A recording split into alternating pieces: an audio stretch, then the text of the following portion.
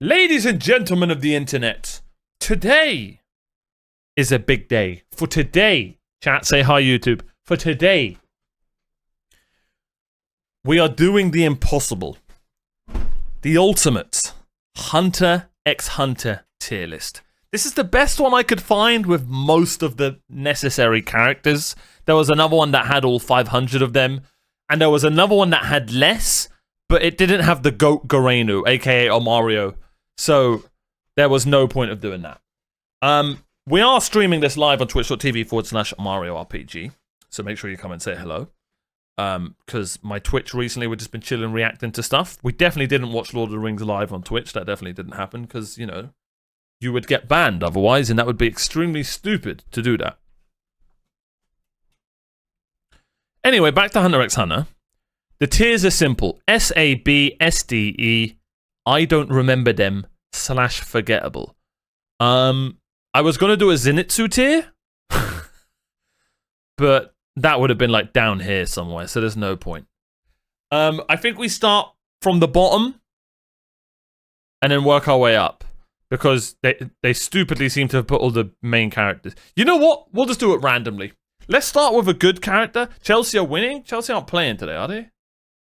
Anyway, stop distracting me. The plan is simple. Let's start with this. Ah, shit, I forgot his name. Now, I'm gonna be bad with names, but this is why I'm doing it live, because chat's here. Alright? And remember, this is my opinion on my favorite characters. This isn't the best characters. This is my favorite. And ladies and gentlemen, we have, in my honest opinion, the best character in the Phantom Troupe. Uvagin. S tier is very difficult to hit. Very difficult.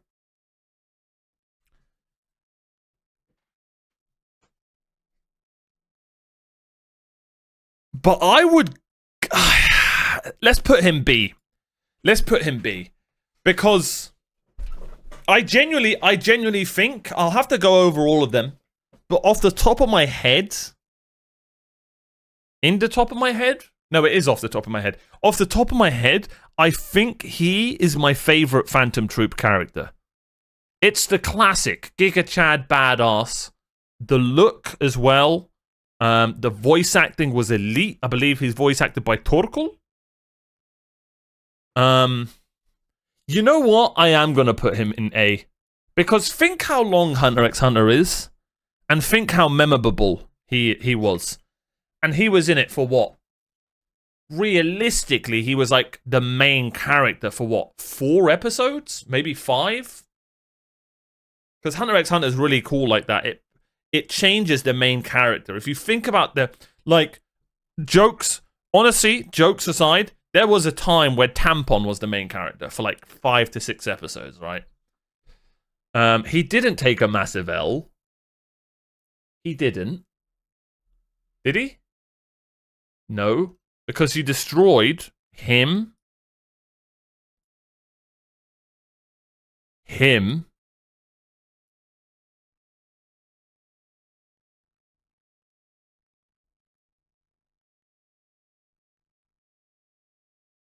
I don't think the third one's here.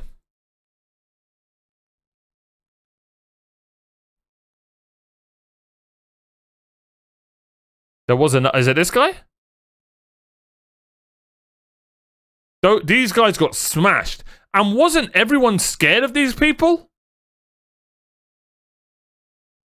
Alright, okay. So we need to speed this up. But at the end of the day, Uvagin's an amazing character. Loved his voice acting. Loved the look. Loved his just brute strength. The fact that he just straight up bit people is just hilarious. We need more of that in anime. You know, sometimes you got to fight dirty. And it is what it is. Next up, let's go with pink-haired girl. I don't remember her, chat. Is this the healer? Nope, that's her. So I'm just being racist right now. Pink-haired girl. Who the hell is this? Who is this? Shit. From the Hunter exam. No. When Leario was horny. That was the whole show. Oh, she fought Leario. Well, she was forgettable. I completely forgot who she was, so we're going to put her there. Sorry. We'll put her at the top, though. I can't remember that Leario. I don't know who that is. I have no idea who that is. This guy was from that fight, but this guy wasn't forgettable. This guy was good. He was like kind of a coward, wasn't he? But yeah, we'll put him at E. Who the hell's this, chat?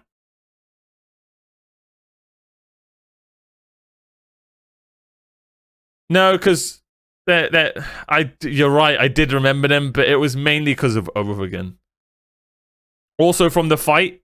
Okay, with the candles. Okay, I don't remember him. I don't remember him. This was the captain, but let's get rid of the Greg and Larrys, all right? Gon's opponent, same part of the exam. Kill you as opponent. Okay, so I just don't remember them.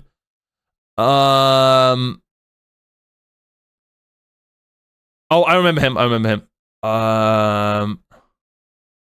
don't remember him.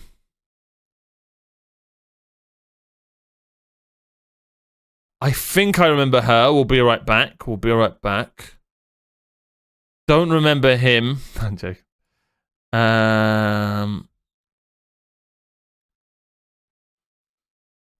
I don't remember him.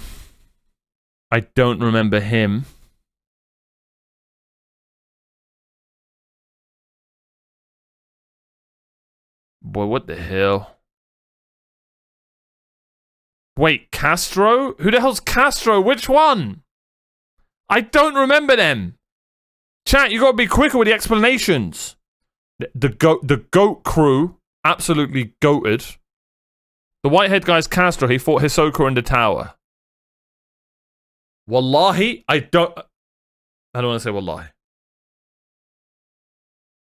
The one with the double. Brother, I don't remember that. He could clone himself? Well, then let's put both of them in the... So, I'm sorry. Hisoka probably just destroyed him because he was too old for him. So I don't remember him. That fight was elite. Okay, let's put him in E. I kind of... you know what? All right. Who is this guy, chat? Who is this guy?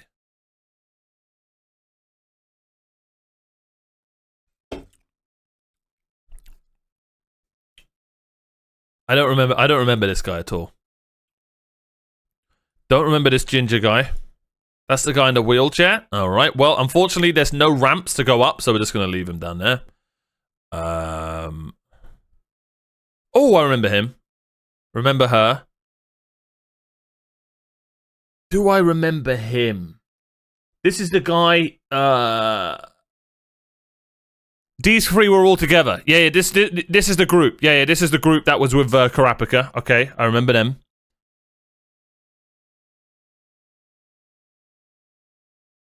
I don't remember her. Why does she look familiar, though? Why do I feel like I'm making a mistake putting her there? Who is that? Okay, chat's not getting angry at me, so we're good. She was also in the group. Useless. Don't remember her. Oh, that's the Booba girl. Well, we'll put her in double D. Okay, next. This is Fit and Kit, or whatever the hell they were. They were kind of just nobodies, weren't they? Literal Greg and Larry's. Jing's friends. Don't remember her.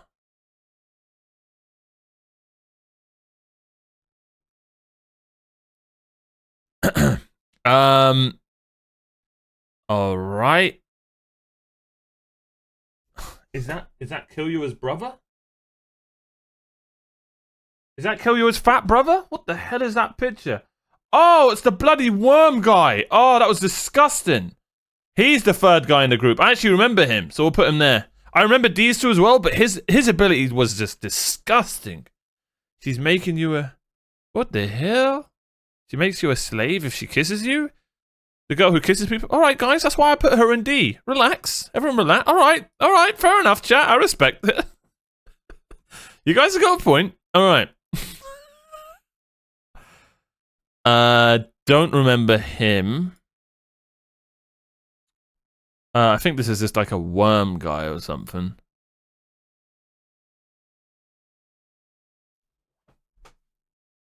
Greed Island, if I don't recall. Oh wait, no, it's Raynar. Not Raynar. Okay, this is the Phantom Troupe. Let's be honest.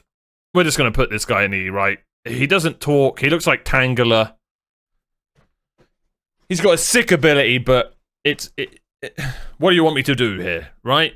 What do you want me to do? Well, put him there, I guess, but... Sorry. This is the girl who This is the girl who, like, introduces them in Greed Island. So, I guess she can go there. Okay, we're just getting rid of the Greg and Larrys. Okay. Put him there for now. Alright, let's be serious. Let's be serious. It's insanely difficult to get an S. Insanely difficult. Chat, who is this? Phantom Troupe, right? Zodiac. What did this guy do? The mummy guy. Is he kind of the same as Tangela, bro? He's kind of the same, isn't he? He's part of Phantom Troupe, but he's kind of just there, isn't he? With the planet attack? Huh? He summoned Jupiter? He's the boxer. Yeah, I don't remember him. I remember him in the Phantom Troupe episode, but that's about it. But this is fair, right? Like, these two are just... Don't get me wrong, I'm not saying they shouldn't be in the show, but, like, it's hard to like, judge them. Okay, you know what? They are important. No, D's too high. I'm sorry, D's too high. I'm sorry. Because there's going to be characters in D that actually did stuff. Like he's a D. He's a good character, interesting. You know, he's. I'm not saying he's a bad character, but like a D is kind. He wasn't too much in the show, but he was good. He spoke enough. Do you know what I mean? Like, that's the basis of a D, right? It's average. Wait, but yeah, that is so. Like, would you put these two on the same level as him? I don't think so. Right? We've got to be strict here, ladies and gents. We've got to be strict here. Which is why I kind of wanted to put all of these guys in forgettable, because these two aren't forgettable. You know what? This is my tier list. I don't care. I don't care. Yeah, he's not forgettable. That blue guy was elite. That blue guy that was elite. All right. Who else do we have? Is this Kill You a Sister? Yes, it is. Phantom Troupe. Is that Hisoka? Oh, no, it's not. What the hell? Who's this? Is that Hisoka's, like, retired brother? Binwa? Who? Who's this? The guy eating hair? Oh, hell nah. Who the hell eats hair? Scissors? I don't remember him. I'm gonna be honest. But I do at the same time.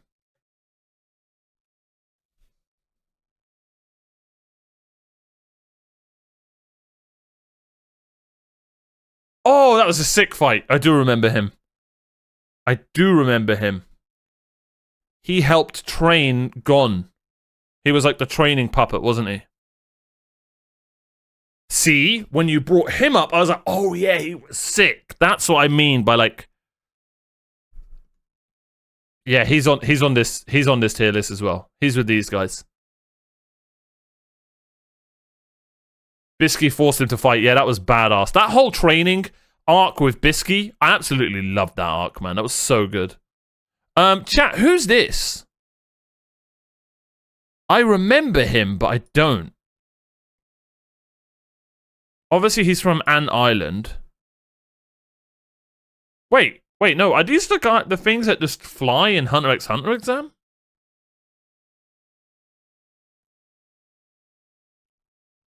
Oh, I also don't know who this is. I think he's just from the Hunter exam as well. It's the monsters that transform. I mean, what do you want me to do with that, right? They're not last, don't get me wrong. They're pretty cool. This grey-haired guy, he was from the Hunter exam, right? That's the one Killua killed at the finale of exam? Yeah, doesn't matter. He's there. Alright. Is there anyone I'm missing that's like a Greg and Larry at the top? Nope. Nope. Okay, is anyone triggered yet, chat? Type 1.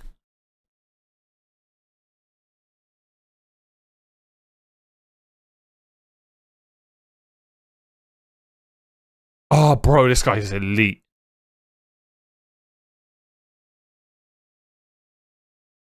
Who the hell's that? No, I'm joking. Okay, we've only got good characters left so far. Holy crap, this just shows you how many good characters there are in Hunter x Hunter. Oh my god, there are so many good characters. What the hell? Bro, this literally reminds me of Bean from, I'm showing you. Who is this green guy, chat?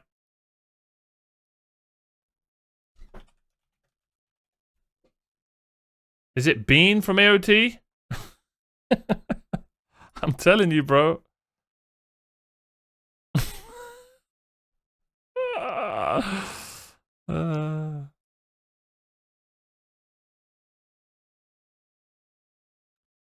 Oh, yeah, he was actually good. He was actually good. I know you guys are going to say weird, but he was actually a good villain. He's a weird guy, yeah. Yeah. See, he belongs in D. Ah. Fat guy at the top is a Greg, in my opinion. How dare you? I would happily put him in E, because he did speak. I would put him at the top of E. Poor guys are gonna get crushed. Yeah, the spider guy was elite, and I don't blame him. Can anyone here blame him? Be honest. I feel like a lot of people in chat would do the exact same for her. So, you know, he was a relatable character, right, guys?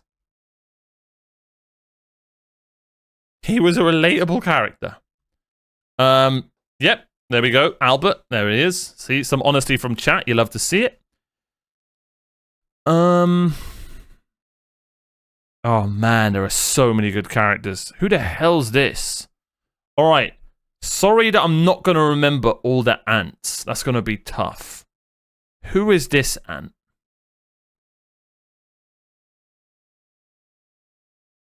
Can anyone remember who this is? Dart woman. Darts.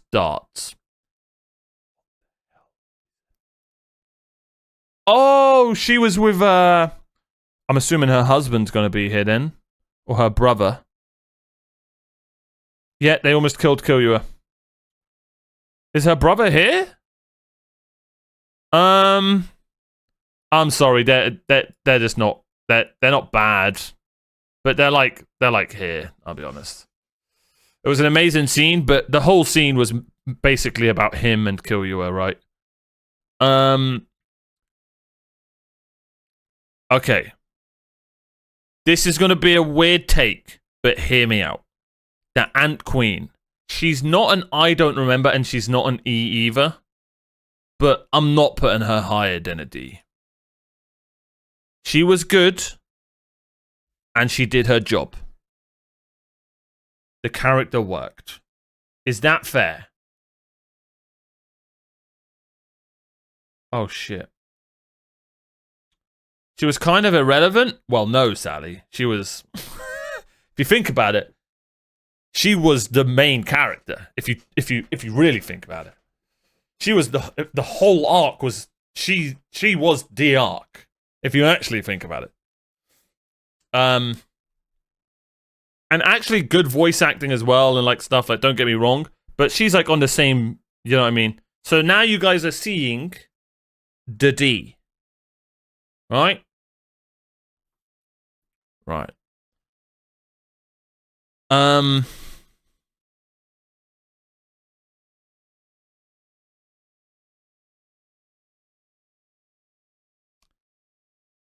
Elite. Just elite. Oh, sorry, 1 second. Bear with me, guys. Alright. Just the elite characters. Oh, bear with me. No, I'm joking. Elite. Just elite characters. Yeah. Who the hell? I don't know who that is.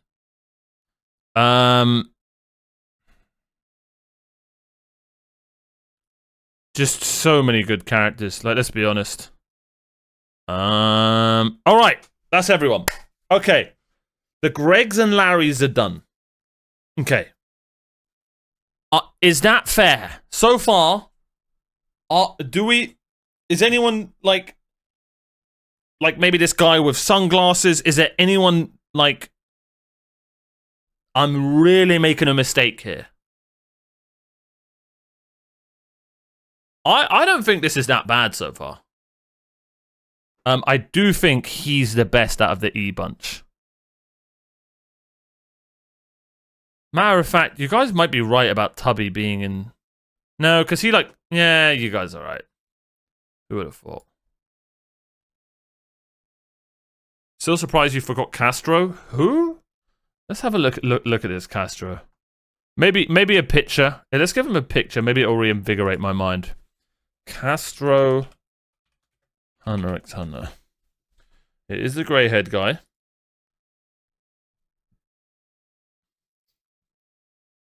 Bro, it's just a picture of him with tons of... Look at the picture I see. He's just getting wrecked. Where is it? That's such a sick picture. Where is it? I can't make the picture go big. But it's just a picture of him getting absolutely bodied by Hisoka. He's got just stabbed with bloody cards. That's so cool. One thing I liked about Hisoka is one of my favorite X-Men characters growing up was a character called Gambit. By the way, did anyone see the new X-Men anime trailer? It's not an anime, but... Pink-haired Ant Girl first in the S row. Pink-haired Ant Girl. Huh? Alright. Let's fix the S row, alright? Completely forgettable. I actually do sort of remember this guy, so we'll put him up. Completely forgot her. Have no idea who that is. This is just a straight-up monster. Have no idea. Actually remembered him. Have no idea. I do remember him. I do remember her. I remember him. Okay, chat's gonna get angry because of Castro not being up here. This is just a straight-up monster as well. I actually don't remember any of these. Don't remember him. I remember him. So he goes up there. I mean, yeah, that seems about fair. Put these guys with his buddies. Yeah, something like that. All right. It's time to get serious, ladies and gentlemen. Do we start with one of the big boys? I think it's only fair.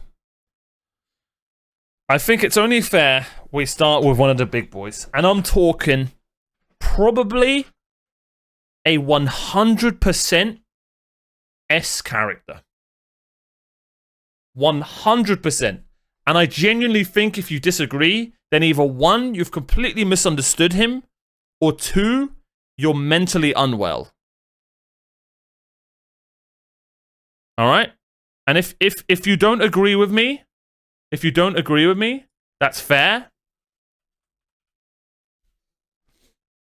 That's fair. But in my opinion, the guaranteed S in this show, probably around the board for everybody watching, is Shia Poof, aka Poofy. All right, let's get serious. I don't even remember her. It's just a guaranteed elite voice acting. Whenever he was on the screen, he had my favorite theme. He literally invented the theme. That was him, right? That wasn't in the show until he started playing it on the violin, right? And the crazy thing is, I didn't like him at first. I didn't like him at first. I was just like, what the hell is this almost camp character just in the show? And it's just so out of place, playing music randomly. It just didn't make sense to me. Whilst we've got that badass cat girl. Why can't I remember her name? Apologies, I can't remember her name. And that badass pink beast behind. I was just like, what is this out of place ant doing? Why is he in the... And then it just made sense. He was almost like a stalker of his own king. Do you know? Just he loved him so much that he actually put him in harm. It was elite story writing. Just elite character, elite writing, elite voice acting. Does anybody disagree with me? If so, I genuinely would love to hear why. Also, I'm sorry, Uvagin, this is why I need to listen to myself. Uvagin's a B, because I can't have Uvagin on the table underneath Poof. That's how good Poofy is. I can't have Uvagin in the next table. Uvagin's 2 tables away. I just realized it, because seeing him under him is that's actually disrespectful to Poof. Sorry, Uvagin fans. That's actually disrespectful. Thoughts? I think we all agree. Amazing character. I disagree, but mainly because I missed who we're talking about. True. Anyway. Probably the easiest S in the whole show. I actually think he is. I actually don't think there's an easier S there. Yeah. Let's get rid of a few of the kind of characters that actually sort of are still Gregs and Larrys. This giant rat bro, I'm just gonna put him in E. Oh wait, I'm definitely not putting her in E, by the way. I haven't spoke about this girl. She was actually a really good villain. She's actually a really good villain. I'm gonna put her next to the gang. I think she's D. Oh, Lazar, I'd love to see that if you could link it. There is an easier one. All right. The last arc, I think there's going to be a lot of characters in there. Another character, you know, he's an E. He spoke a little bit. Ooh, Cowbro. Cowbro gets in the D department. Oh, we almost need one in between D and E. All right, here's what we're going to do. Here's what we're going to do.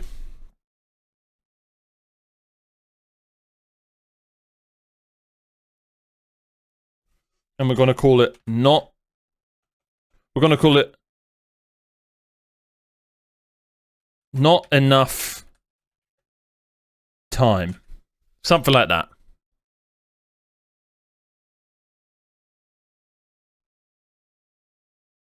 Oh, for God's sakes.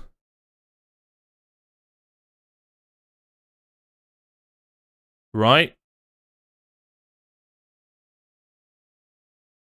And then we clear this.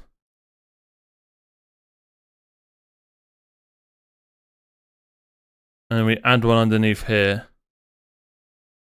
And then this one's E. Is that fair? I think that's fair.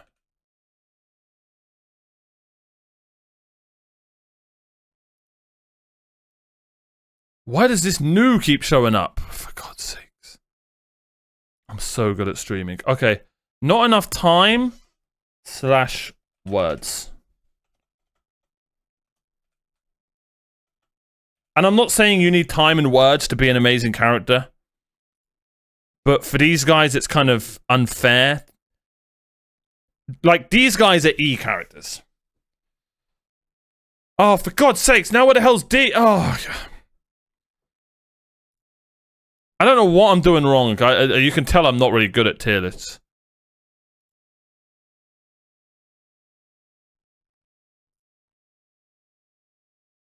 Alright.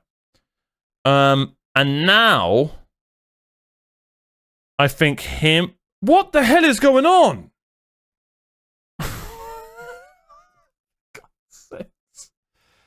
Oh, I get it. Okay, I get it. I get it. So you add a row below. Well, no, we need to add a row above. I get it. Okay, thank you, chat. I get it. All right.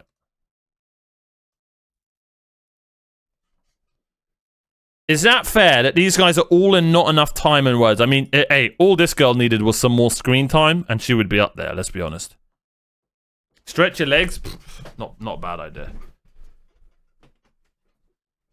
Okay, yeah, good comms. I will do that, actually. I can't be asked to stretch my legs. I'm so sorry. I'm gonna... Yes, I'm so sorry. Alright, let me do that.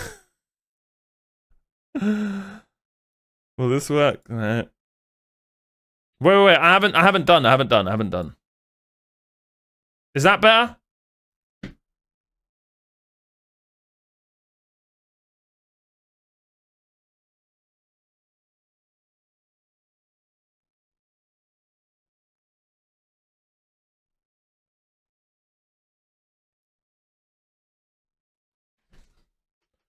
I don't like this because now I'm not looking the right way. Chat, why do you make everything so bloody difficult? God, I'm such a good streamer. I'm so good at my job. Ah, shit. Okay, I got horizontal and vertical mixed up. Leave me alone. Ah! Alright.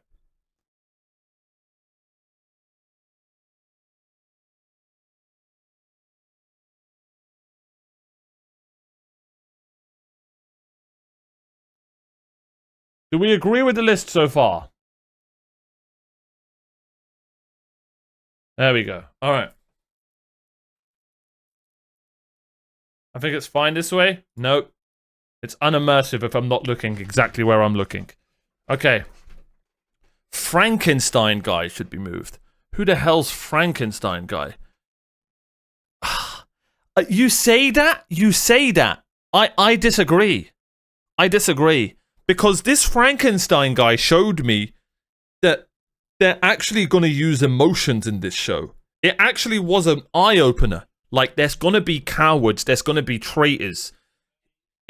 He went from being like this, portrayed as this badass, and he's going to defeat who he is. And then he's just like, putting him in E tier? No, because he's nowhere on the same tier as them, right? I thought you were saying put him in, I don't remember them. My bad. I thought you were saying put him lower. You know what, though? It's disrespectful to the Phantom members, but I will put him above them. I will. The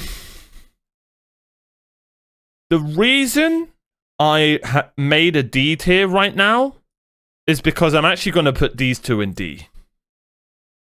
I think that's fair now. I think that looks a lot better. Because I really liked the cow guy. Super unique, by the way. Like, who the hell's like this cow thing? Like, he made it look cool. I think he was Asklad's VA as well. Someone told me, or I could be wrong. I am using OBS, yeah. Mizay Storm. Oh, he's the same VA as Uvo. Oh, wait, so he's Torkoal. So these two are both Torkoal from Vinland Saga? Or was it Asklad? I can't remember. But yeah, These two are just good characters. And it's unfair to these two to be in the same group as these three. Although I'm very close to putting her in D. But I'm just going to give her E because she didn't get enough time. Alright? Okay. Next up. Oh, this one. This Raichu bro was alright, but like, again, just not enough time. Words. He was alright. I'm not going to put him in E. If there was one in between not enough time and E, maybe he'd go there, but it's unfortunate the last arc with the with Jing's committee, because we didn't really get to know as many of them. The only ones we did get to know is, well, we might as well get them out of the way, right? We barely got to know this guy. We barely, who the hell is that? I don't remember who that is. We barely got to know this dragon beast guy. The only ones we did get to know are cat girl, dog girl, who I'm gonna be honest,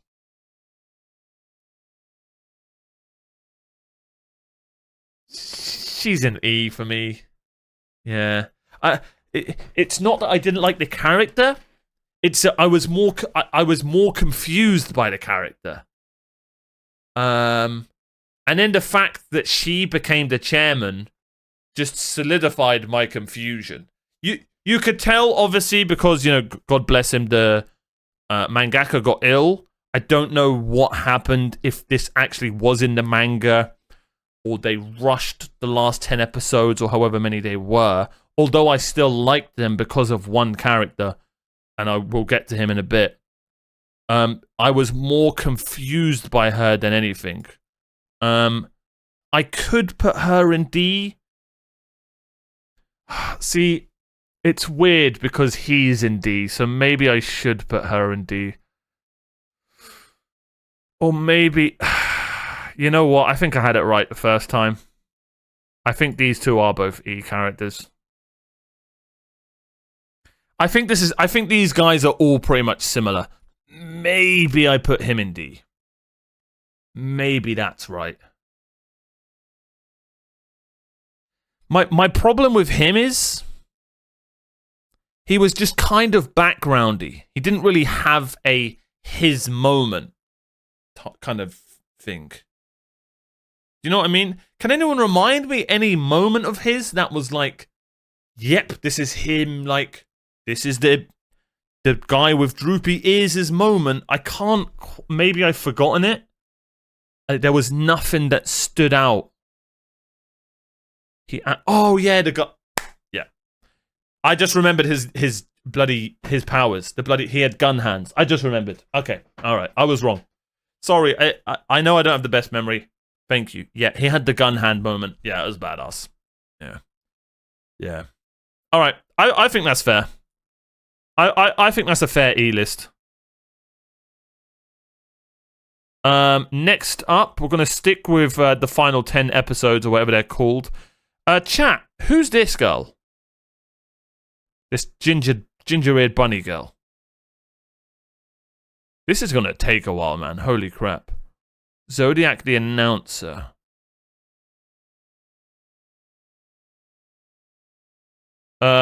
She was alright. She was kind of in the group, wasn't she? A bit of a Greg and Larry S. Well, since we're here, we're going to talk about the best character in the final arc of Hunter x Hunter. And it's not even close. The rat bastard himself. This guy. You're probably thinking, holy crap, that's high. Sometimes, if a character just carries an arc for about, 9 episodes, then that character is elite. Whether you liked his character or not. If you didn't like his character, by the way, he 100% done his job. I don't know what to tell you. Parkinson? Is that his name? Wasn't he just called Rat? Wasn't he just called what is it? Parkinson? Oh yeah, Pariston. Of course, Pariston, not bloody Parkinson. Pariston. I'm sorry. He the crazy thing is, I said it, didn't I? He reminded me of Poofy. I don't know why. Maybe because they look alike, but also just like his way of words. And yeah, man, I don't know. Pariston was just an elite character. Like, Pariston, if he had more time and more of an arc, if that arc carried on, he would have been S tier. I don't know where it was going with him, but he would have just been. Shouldn't S be renamed to Cake? How do you know there's not going to be a Cake tier, Meep? Well, you know how this works. I've done my tier lists by now. Yeah, I can't really say anything else except for just elite writing regarding Pariston. How he just reminded me of nowadays' politicians to a T from a show that was from 2011. No, it wasn't. Wasn't it from 1999?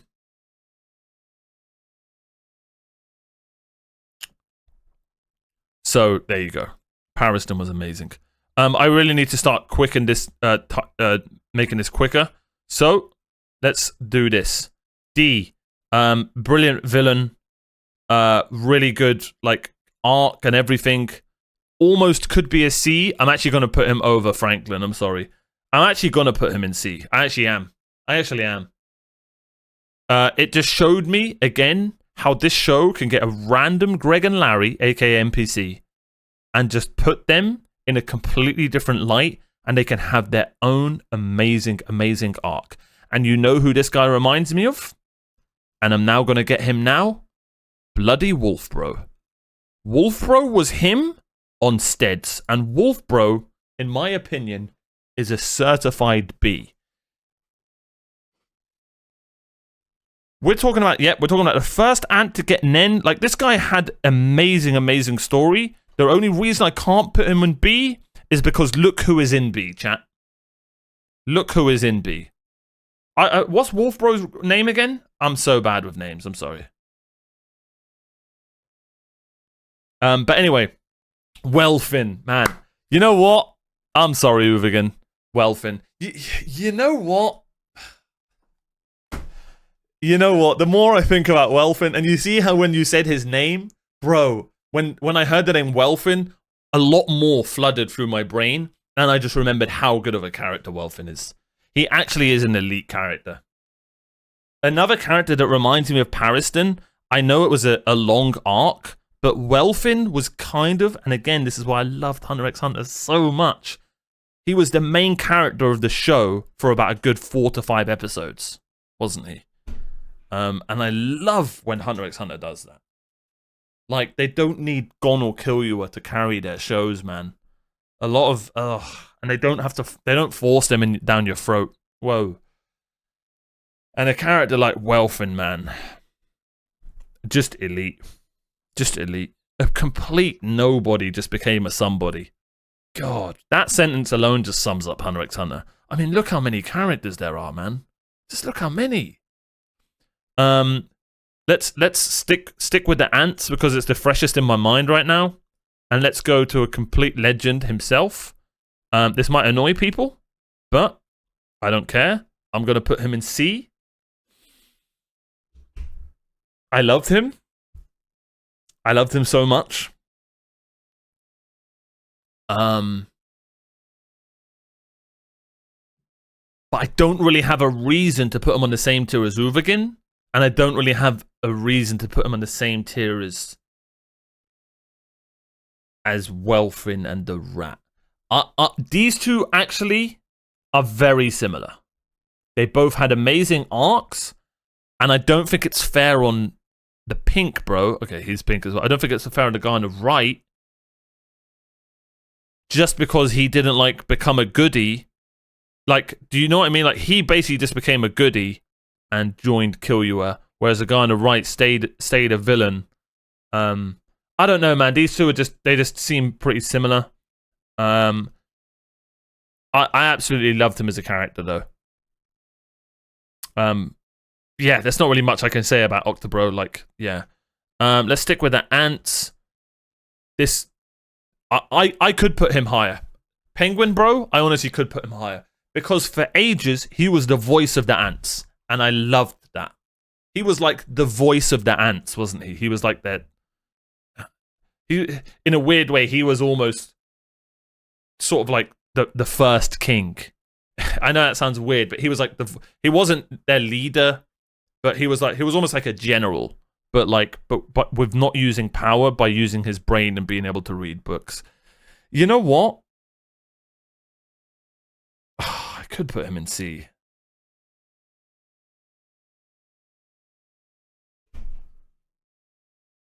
I actually could put him in C. I am gonna put him in C. I don't know, man. I just really liked his character. It was in it. I know that maybe a lot of people are gonna get angry because I know that a lot of people like the Phantom Troupe, but I know this guy was badass. Don't get me wrong, but Franklin was just too much of a backgroundy Greg and Larry, like, and he just wasn't. He like stood out for like, again, you see what I mean by like these main characters in their scenes. I never felt like Franklin was like the main guy in that scene, but these three, I felt like they were at some point in the show were like the main, most important character in that scene. Hence why I've put them this high up, and they killed it when they were in that scene. Oh, let's go with the like, if this was for father, if this was like based on being a great father, then he would be here. Let's be honest.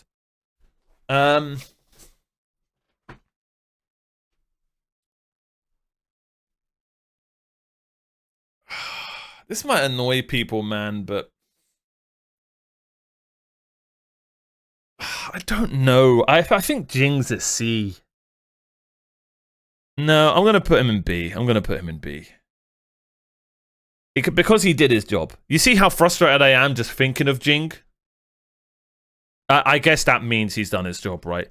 But I feel like he had so much potential. My problem with Jing was I don't think he was purposefully meant to be as frustrating as he was as a character. And the only reason I just moved him up from C to B was the final scene with Gon. But holy crap, we needed more of that shit. So you know what? I'm putting him down to C. I don't think he was meant to be that frustrating. I can't explain Jing, really. It's almost like the mangaka made him too lackadaisical to enjoy. And I know that's his character, and I know you're not meant to kind of like him, but I don't know, maybe I'm misunderstanding Jing. But when he was on screen towards the end, I just wasn't excited for him to be on screen, when this should be the guy that you're most excited to hear from out of anyone in the whole bloody show, because the whole show was about getting to him.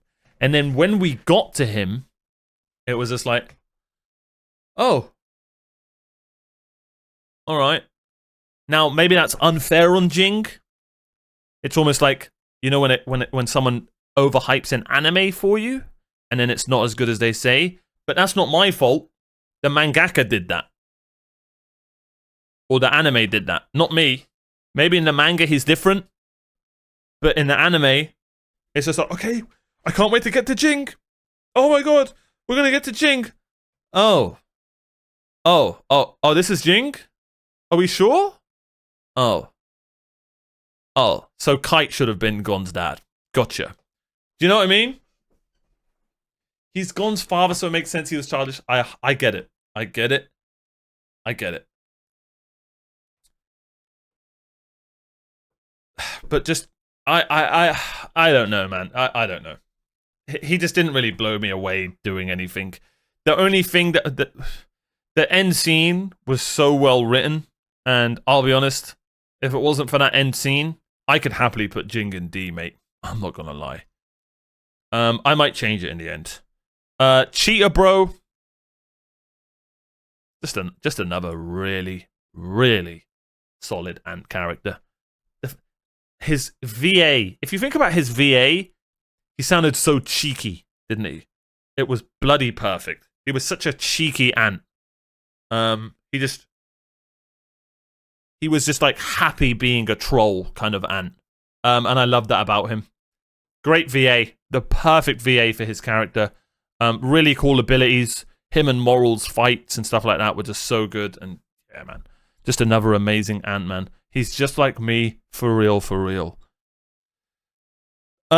Speaking of Kite, not enough time or words, right? We'll put her at the top of E, but it's a shame again. I'm sure in the manga or the next, well, you know, if the anime, God willing, continues, she's going to be like, I can see her being like an A or an S because I really am excited about her character. But Kite 2, we just didn't get enough time, did we? And there wasn't really a scene that made her jump up to an E. Like, if you guys are wondering why the bug mum is in an E, she had moments. This guy, his fight with her was elite. She was a great villain. She was a furry. He liked others. Like, do you know what I mean?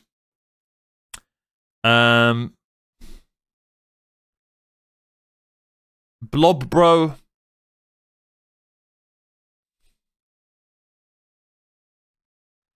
Part of me wants to put him in not enough words. The weird thing is he did have time. I could honestly put him in forgettable.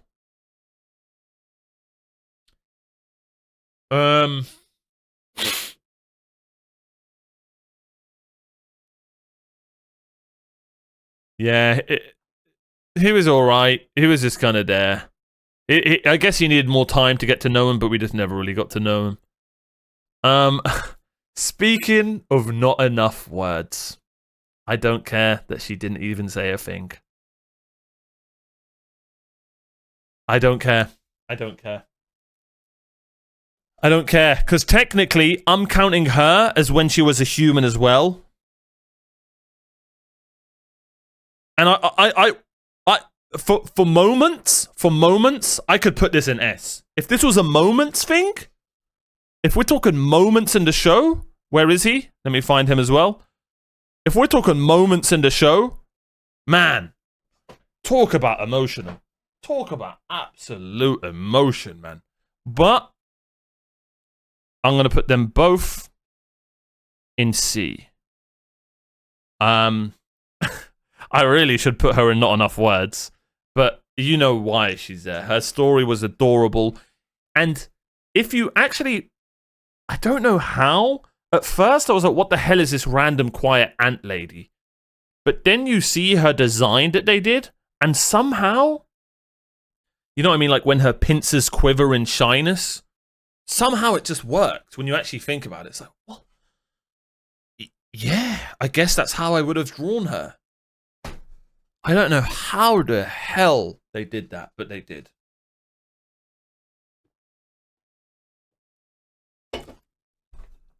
And what was Gunbro called, chat? I'm sorry, I'm putting him over Jink. I don't care. I absolutely love this character. And I'm putting him over Jink. I don't care. Bravada, man. Bravada went from a henchman. He was literally just a henchman. Same as Welfin, man. Bravada and Welfin, man. God, they were so good. So good. He went from just a henchman in the show to having a completely amazing scene. One of the best scenes in the show with this adorable little angel here. God, what a show, man. I miss Hunter x Hunter. Alright, we're just nowhere near done. We're nowhere near done. Alright, let's get one of the big characters. Bro, I'm just going to upload this all as one. I don't care. I'm going to take my time. I'm trying to get some more Greg and Larry's out of it. Okay, a Greg and Larry. She was in the show a bit. Just not enough time and words. For some reason, she reminded me of Daphne out of Scooby-Doo. I don't know why. But I can't put her on the tier with these guys. She was in that group. But yeah, her and most of that group. Like, where's Teddy Bear Bro? I literally only remember Teddy Bear Bro because he was a teddy bear. Where the hell is he? He's here somewhere. There he is. I mean, isn't he just freaking adorable? But, yeah. They just didn't really... For some reason, they just got forgotten about. Where's the Afro Bro as well? The one that was with them. He had an afro. I guess he's not on here. No, I don't think he's on here. I think that's all the most of the random people done with. Here we go. We can get this guy. I could put him in E. I could put him in E. He was in it for such a short time. But he was such a good, like, little dictator character. I didn't actually mean to, by the way, say as in little dictator character in that way, but it came out that way. He was such a good dictator, like perfectly personified in an anime. So you know what? I will put him in E. I will. Yeah, he reminds me of these characters, just memorable. Man, it seems so disrespectful to have her down here and then him, but I don't think... Do I do this? No, I don't. I don't.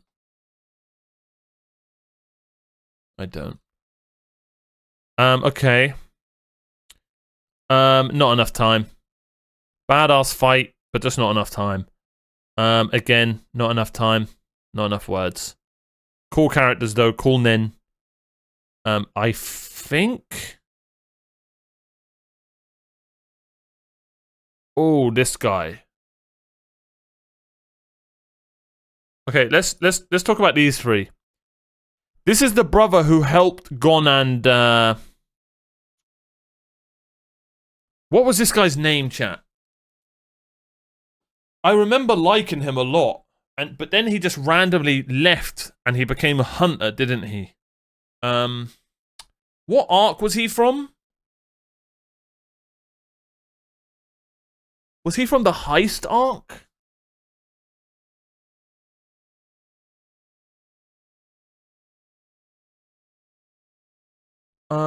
I'm gonna put him in E. Oh yeah, he was teaching them how to like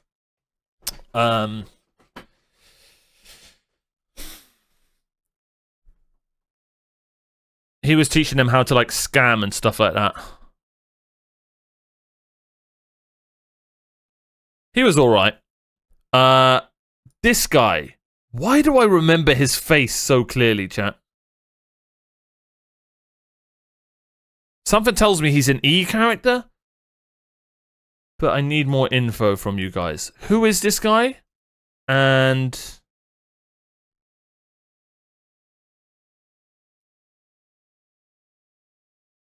Okay, let's talk about these two for now. I think this is another E. Good character. He was like the main bodyguard. I really liked how he looked after the blue-haired girl a lot. Another character I'm going to put in E. Actually, she's D. She's D. She's played her role perfectly. I honestly wouldn't change a thing about her character. And she had really cool powers. I could honestly put him up there with her. Chat, who's this big-headed guy? I'm not going to put him up there with her, by the way. I'm going to put him there. I think that's fair. Is this the merchant? Puta, I think? Yes. Yes, that sounds right. That does sound right.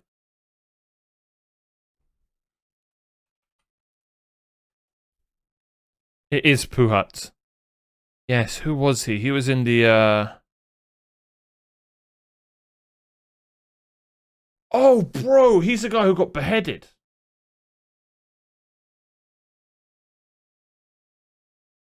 He's from the Greed Island arc. Yeah, okay, he's in a good spot. He's a perfect spot for him. Yeah, he got bodied. Okay. Another. Oh man, I almost want to put this pink guy in Not Enough Time, the pink koala bear, and I mean that in a good way because he shouldn't be E. He should be in D. Oh, I am gonna put him in D. I am. There's something about when it hits so much more when these ants have a crazy character arc, and he did have one. He did, and his power was so cool as well. Another E. Okay, I'm gonna start talking about E's. Another E. This guy was funny. Nah, I'm gonna put him in Not Enough Time. He was the laptop bro. He was funny. Yeah, his conversation with Kite. That's exactly what I remembered. Saitama, again, Not Enough Time. I would like to put him in E, but he barely spoke. But I really liked his character. I would have liked to see more. Oh, bro, there's so many. Just shows you how many characters there are. Hanzo, Easy B. Who's Hanzo? Who the hell's Hanzo? Oh, come on. B? Guys. It's bloody the Saitama guy? Guys, come on. He's not a B. You guys are just talking about a fight. How you would put him in the same tier as Uvogen, and you would put him above these guys. God, the more I look at this guy, the more he is a B tier. God, I love character arcs like this. Just a literal nobody to one of the most important characters in all of the ants. The more I think about it, the more he was such a good character. I'm putting him in B. It actually is perfect that he's under Welfin. Now, he's not a B tier, guys. Come on. You know what? I am harsh on him. Where is he? I will put him in E. You're right. My bad.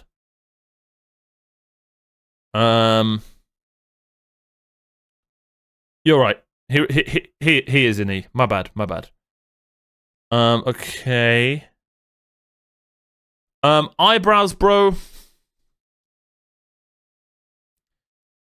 Similar to him, just played his role perfectly. I'm gonna put him a lot higher up though. You know what? I am gonna put him in D. I am gonna put him in D because it's similar to her. He played his role perfectly. He played the Weasley politician creep to a T. And somehow he's now with Welfin and let me go get her now. Pregnant powers lady, who in my opinion isn't E, but I would love to put her in Not Enough Time. But she definitely isn't E. Yeah, she didn't get enough time in the Ant arc, which is so weird because I thought she was going to. But they focus more on Welfin and bravado and stuff like that, where I thought she was going to be a really important part of the Ant arc. Speaking of an important part of the Ant arc, let's get Leo the frickin' lion out here. And you know what? Let's put him in B, ladies and gentlemen, because he was amazing. Yes, he damn was. Look how high up the ants are, man. It's just there's just so many of them. God, what an arc, man. What an arc. He just goes there. It's as simple as that. Voice acting, badass abilities. Who did he fight in the water area? Under the water? Moral. Him and Moral, man. Oh, bro, that was one of the best fights in the whole show, man. So good. So good. I actually might need to watch 1999 Hunter x Hunter, like off stream. Chat, who is this lady listening to music? Is she just not enough time? I just saw her, I don't remember her. I don't remember her. I'll be honest, down here, these aren't in order. These are in order, though. These are in order. I know, I've got him over him, it's crazy. I actually might have Welfin over Rat Bro. I do. The Island exam. She was an announcer at the exam. Okay, no, never mind. Well, since we're on the ants, another ant that just played his role perfectly, so we'll put him in D. You know what? It's fair. It's fair to her to be in D as well. It's fair. It's unfair on these two because they were just completely overshadowed by. His name was Leo, right? Yeah, sometimes Tendo is just random people in this. His name was Leo the Lion or Leon. They were just completely overshadowed by him. Don't get me wrong, I will put him higher up because his powers were used a lot. I actually think I've got blue-haired girl too high up as well. I think it makes sense to have these two close to each other. Leo, that's the one, Leo. But yeah, these two are just good characters. I feel like this is so disrespectful to Franklin, but it is what it is. And that seems to be about all of the most random characters. Nope, we've still got a few more. We have Pompadour Bro, who I actually really liked. But I am going to put in E, kind of alongside Hanzo. Just good character, cool, did his job. Let's speed this up. The black guy who got the powers to rid people of Nen disabilities or whatever they are.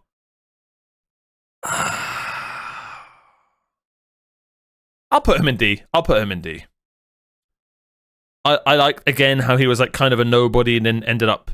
Wasn't he the guy who saved Crollo? Was it him who got rid of Crollo's... Yes. I mean, that's a huge part of the... That's just a huge part for such a random small character. Who else do we have who's a bit of a Greg and Larry, but not at the same time? No, we'll leave Dog Bro there. I think...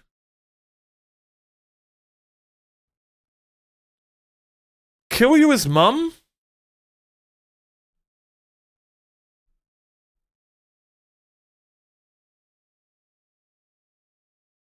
Oh, here we go. Her. The food thing lady. I liked her. She was fun. That's about it. She was just fun. Her and the fat bro, that part of the arc was fun.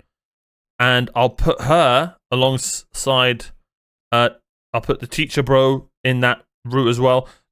If they've made it an E, it's not that they're bad, it's that they had a good, memorable moment, but it wasn't their character in itself wasn't they don't really have enough time for me to be oh, that's my favorite in that arc. I will definitely put him high up, though. He was really good. You know what? No. He was actually really good. In the Hunter exam arc, he was the teacher, or whatever the hell he's called. He was fun. He was a lot of fun.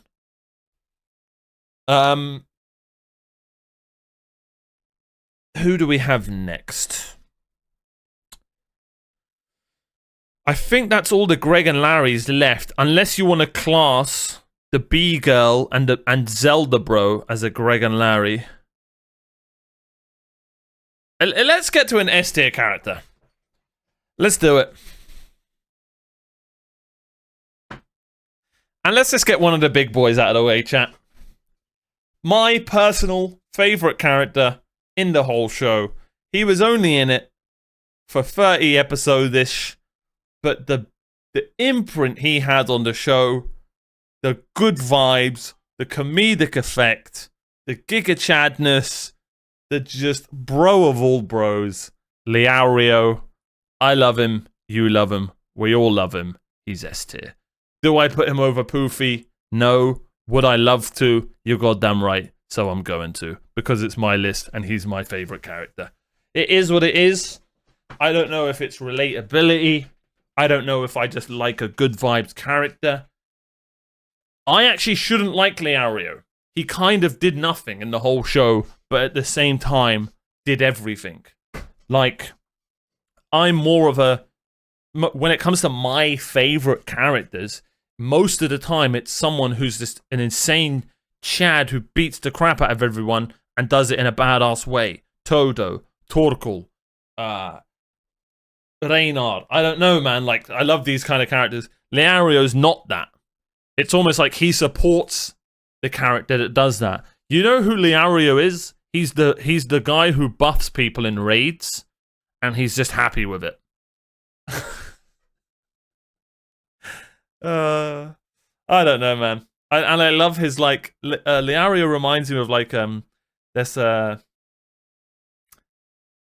reminds me of, like, some old school, like, English show where, I can't remember what it's called, but they'd always think of ways to make money, and he just kind of brought back that vibe as well.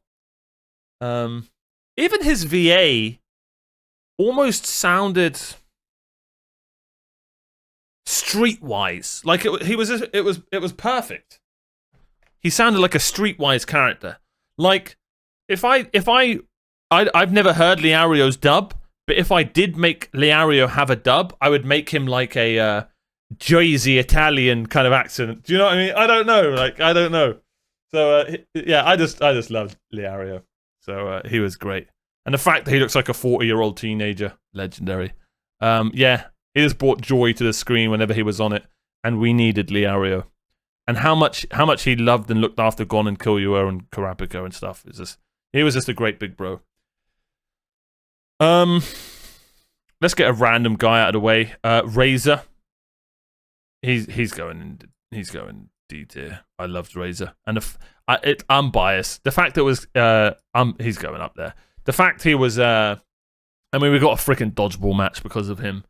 The fact he was Kiryu's VA. If no one knows, Razor's the same VA as the headmaster in Jujutsu Kaisen. Yeah, just great voice acting. Again, can you remember way back when we knew nothing about Jing and would meet these characters and they'd give us little snippets about Jing and we're like, oh, I can't wait to meet Jing. And then we met Jing, and that's why Jing's in bloody... Where the hell have I put Jing? C tier.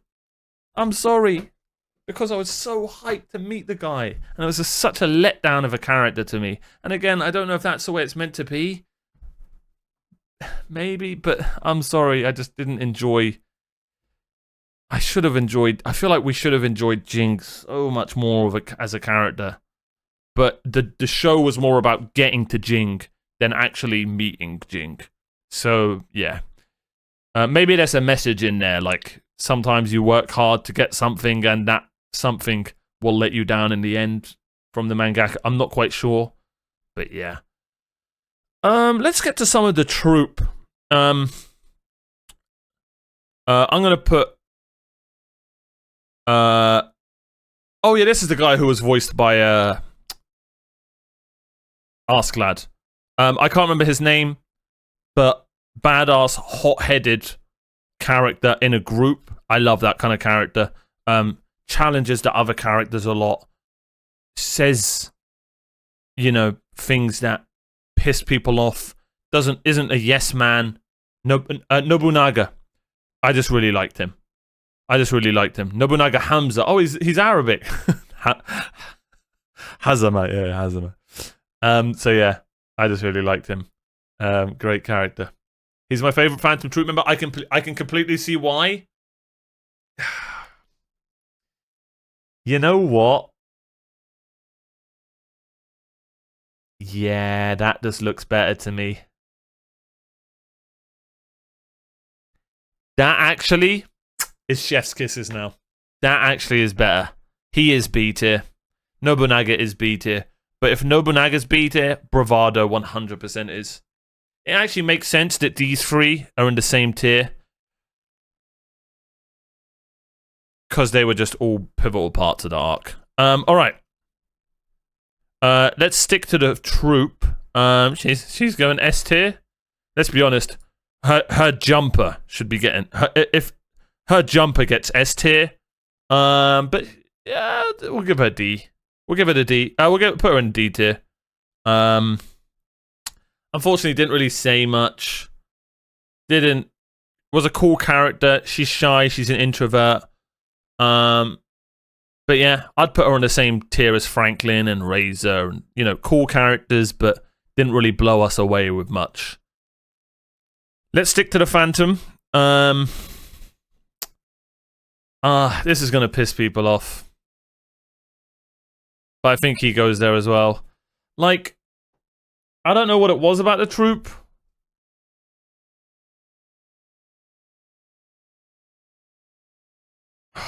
I could put him in C.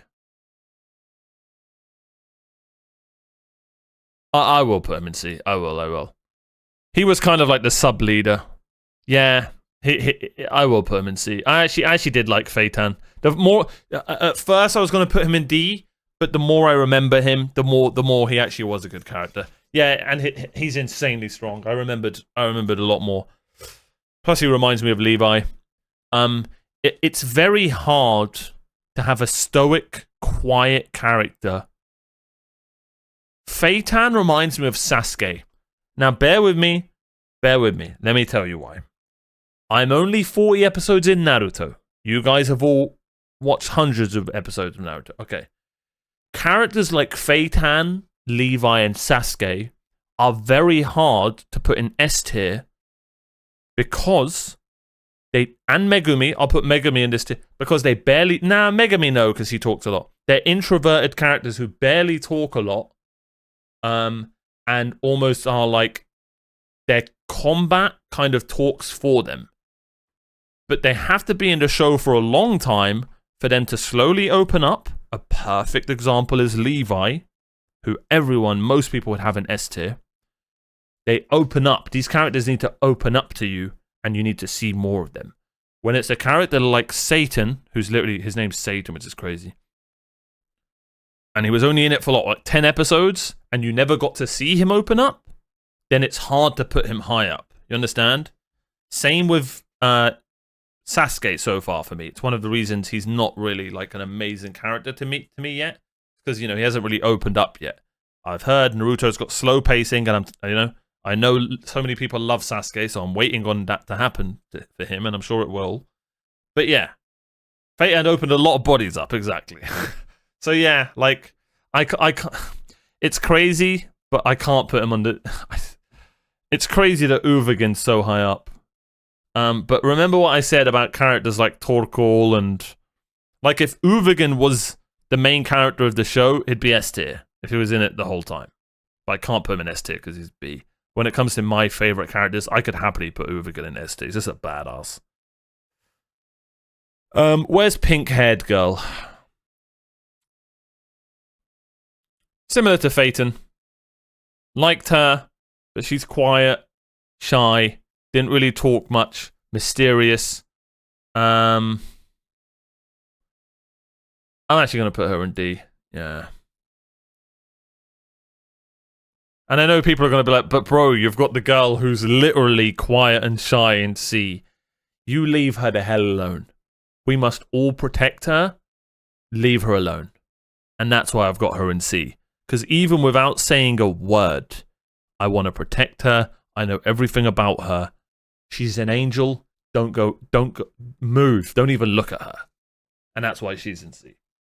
But pink-haired girl, I couldn't even tell you her name, bro. She just had cool medic powers. And I remember, yeah, I don't really remember much about her. It's a shame. The Phantom Troupe, I feel like, need their own anime. And these three could well be S-tier characters. She's matchy? Yeah, well, she doesn't talk match. Sorry. Shall we get to an S-tier, though? I could happily get to an S-tier right now. No, we just done an S-tier. Let's do an A-tier. Let's do an A-tier.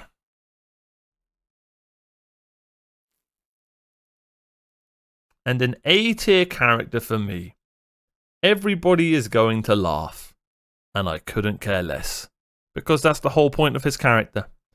He made me laugh so much. I loved how conniving he was. I loved the whole idea of him. I loved his name. I loved his nose. I can't tell you how much fun this character was for that arc. And I absolutely could have seen him joining the group and becoming one of the characters. I genuinely thought that was what was going to happen. Spoiler? Oh, okay. Okay, no worries. I genuinely thought that was going to happen. It didn't, and it made me so sad, and I was so sad to see him go. Ladies and gentlemen, it's Tampon, aka Tampo. I don't care what anyone says, man. This brother's A tier. I don't care what anyone says. The voice acting, him and Leario's dynamic was legendary. Like, I still remember almost every moment he was on screen, and that's me. Like, the axe part with him and Leario was a straight up comedy. Bro, Albert, man, he was such a good character for that. It's literally you. It's the guy in chat who just loves to troll. Albert, you should love him. He should be so relatable to you. He is literally the trolling emo. And that's just so funny to me. And didn't this anime come out before, like, the internet was super big? Right? So think about that as well. It did, right? Think about how smart that is. That could probably be an easy character to make now, but this anime came out before the internet was, like, super big. But I'm assuming the mangaka was a big gamer, so maybe he got the idea of Tampo through, like, playing co-op games with people. I don't know, but man, I don't know, man. Just the voice acting. Maybe I like him a lot more than other people, but he was just... It's not fair to put him in B. He was just so vital to that arc, to the Hunter exam arc. Like, I don't know. He was just brilliant. All right, jokes aside, let's put... Okay, so this is me. It's the guy. He is him. I've actually already forgotten his name. It's if I was in an anime, I feel like this is what I would look like, and that's pretty much all I remember him for. He was really important in the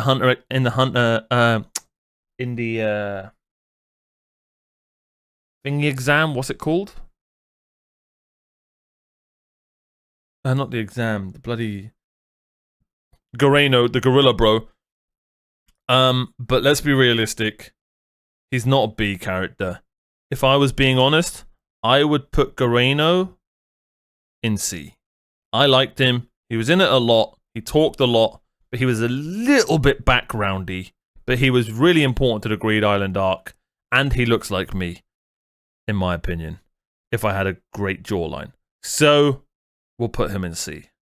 Like and subscribe.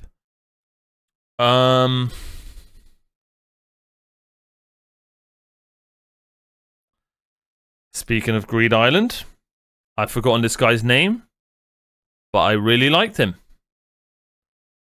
The military commander character, perfect character for his role. He was like the strong military guy who was really good at the card game, wanted to get rid of people, so on and so forth. Segura. Not much more to him. I could maybe put him in D. Actually, I think I will. Because can I compare him to Jing, Octobro, Cheetah, Her Story? I don't think I can. So I'm going to put him in D. But I'm going to put him at the top of D because he was very important to that arc. No, I'll put him in C. Yeah, I'll put him in C. He was important to the arc. He wasn't just a bit backgroundy. Yeah, I'll put him in C. Next up. This might piss people off. But he was one of the best villains in the show. I can't remember his name, I'm sorry. But he was one of the best villains in the show. Elite voice acting. His power was dark, but badass at the same time. If it wasn't for him in that arc would not be the same. He's almost an irreplaceable character. Ladies and gentlemen, the Greed Island arc villain is going in A tier. What I said about Tampo is exactly the same as him for the arc that he was in. He was just elite for how long he was in it. I don't care if Genfru, that's his name. I don't care if a character's in it for 5 episodes or 10. If they carry that arc on their back alongside a few other characters, then they definitely deserve a high place. Like if this guy had a 30 to 40 episode, like was always in it, you know, kind of someone like Poofy. He was always in it a lot. I could happily. I almost did put him in S tier. I really liked his character.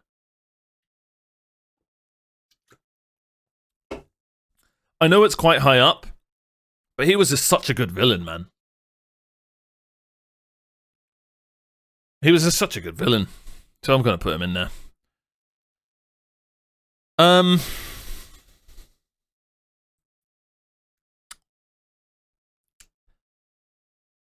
Oh, what the hell's this guy's name? Stork? Ah, shit. Colt, that's the one. You know why I said Stork? Because for some reason I was thinking of, you know what they used to think? Babies, they drop the stork. For some reason it was a flying bird. Colt. Another A-star character. Just brilliant. The only unfortunate thing about Colt is he wasn't involved in the end of the arc. But I'm definitely putting him up here with Welfin. No, I'm putting him under. Yeah, that's fair. That's the only thing. It just wasn't involved in the end arc, and that was frustrating to me because I liked Colt so much. And also, it would have been really nice. Yeah, I know why he wasn't in the arc. I know why. It would have been really nice because she was his sister, right? That's his sister?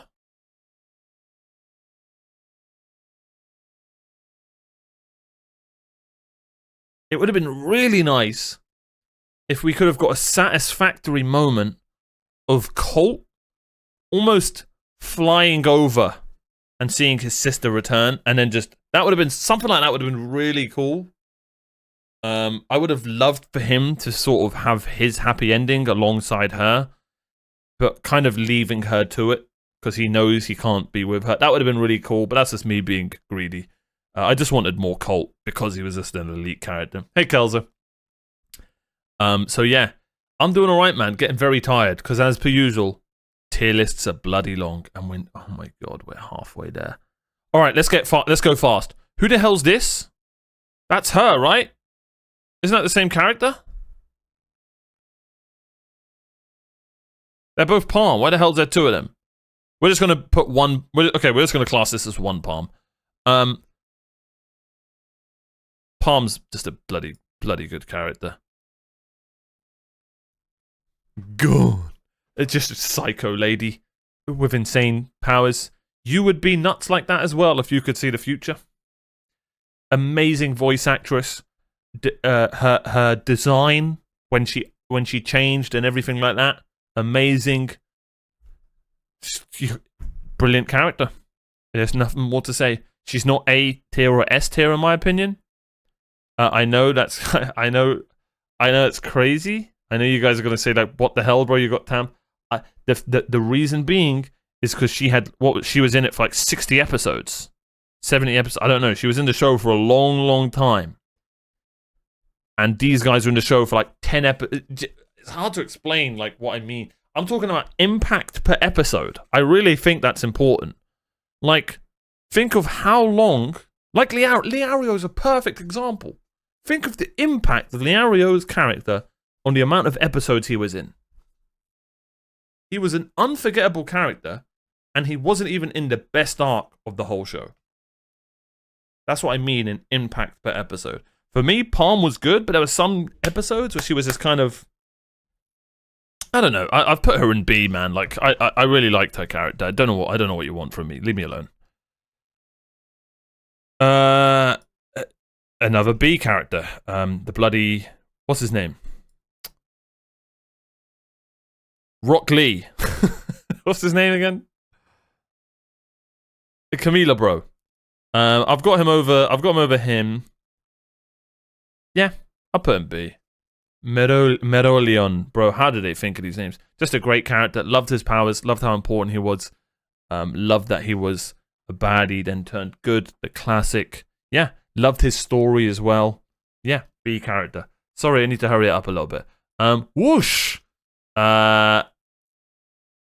He's going in. The little bastard's going in C. Him and his teacher are C tier characters, but his teacher is one of the best C tier characters in the show. I could almost put the teacher in B, but I think that's unfair to the characters that are in B.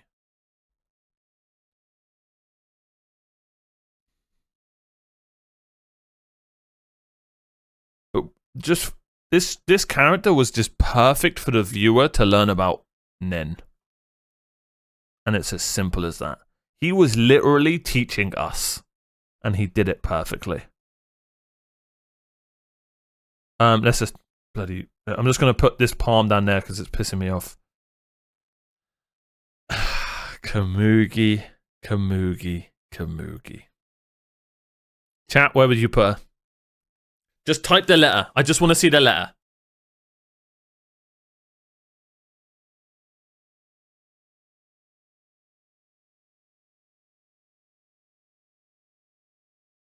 Shame on 5 of you. Shame on you. Absolute shameless. Mods, can we time them all out? You need to look at the impact this little angel had on this show and realize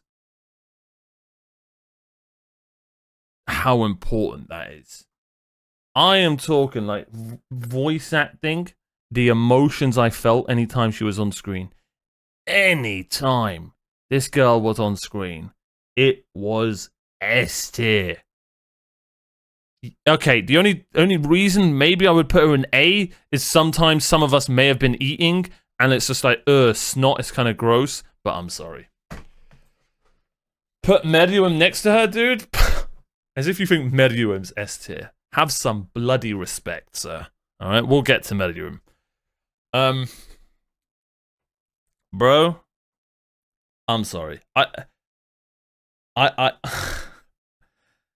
can see why people say A, because she doesn't really talk much, but it's impact per episode. And I know some of you are going to say she's in the show for the whole arc, but think about it. Does anybody off the top of their head know what episode she got introduced? And I would dare to say she was in the show for about a minute to 30 seconds now and then. She wasn't even in it a lot. Episode 104, well, there you go. So 40-ish episodes, 30-ish episodes. And she's in it for a little bit. But like, bro, it's just like, it's like some characters, man, when they're just on the screen, you're just so looking forward to learning more about them or why they're there, or just an elite character. And one of the saddest stories you'll get in anime. Well, I guess you could say it was a happy ending for her in a strange, weird way. That's kind of, you know, what an elite show, man. And Komugi, she really was like the cherry on top of this show. So don't you dare put her in A tier or whatever tier you guys did.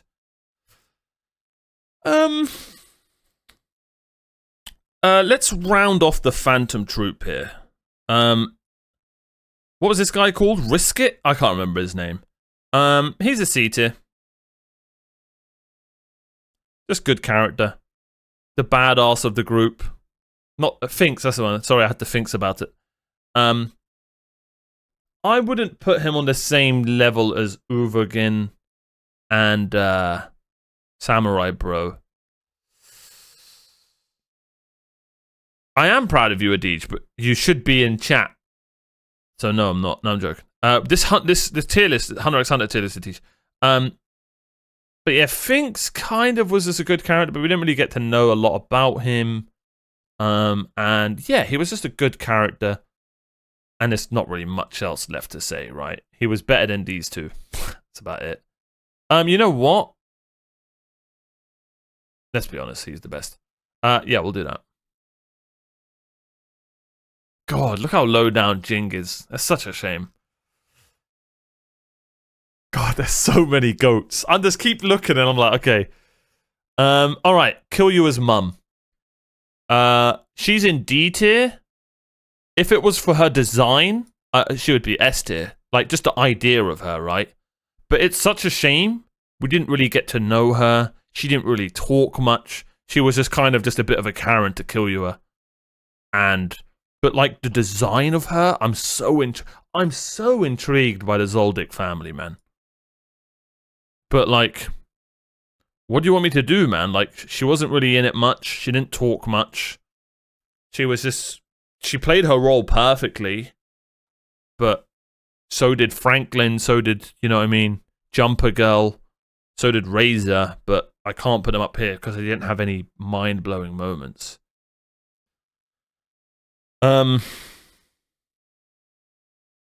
Let's stick with the Zoldyck family. And this might trigger people. But I don't care. I'm gonna put Kiryua's sister brother in C.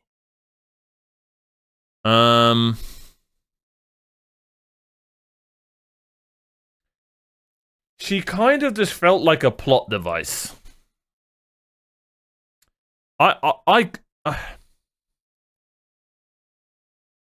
I'm sorry. Her devil mode or whatever. I've just put it down there. Don't worry, that's not what I think. I'm just basing it on them. Yeah, she kind of just felt like a plot device kind of thing. Only there to heal, gone. But the good thing about her was we saw growth in Kiryua. So that's why she's in C. It was adorable when they were, you know, being, you know, brother and sister to each other. That was cute to see. She was creepy, but I would have liked for her to talk more. She kind of acted like a baby, which kind of is, it's actually sad because it makes sense. She was trapped in that room on her own for bloody who knows how long. So she's probably quite illiterate or something, which is super sad. You know what? Let's get her right now since we're talking about Kiryua and his family. Where's his sister? I'm sorry. She's E tier. I would have loved to have seen more from her, but we didn't. Oh, that's Kiryua? Oh, right, okay, S tier. No, I'm joking. I don't think she spoke a word the whole show. She might have. Bro, what the hell is she doing down there, man? She was such a good character. Oh, yeah, this isn't ordered. I can't be asked. Oh, they go more into her show in the manga. I can't wait for that. That's going to be good. That's going to be good.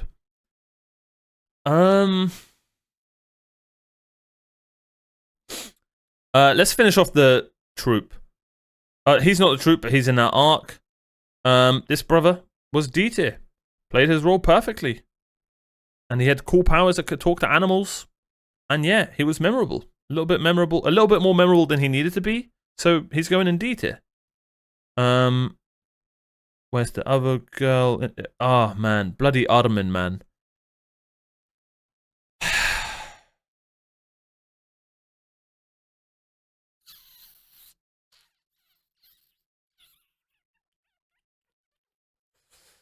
If there was an in-between of B and C, he'd be there. But I can't put him in B. So I'll put him in C. But he's high C. him and Finks kind of remind me of they were just there and they had cool powers, but we didn't really go into their characters more. He was just kind of the nerd of the group.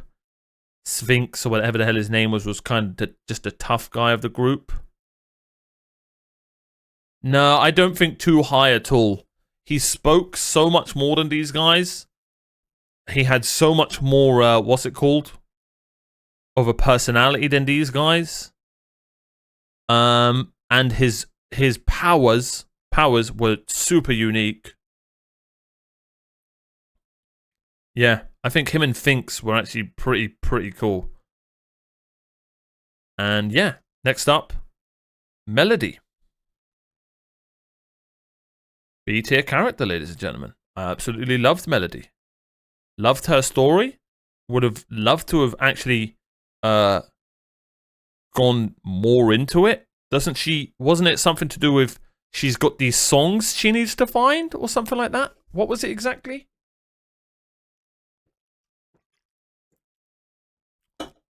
Melody's so ugly.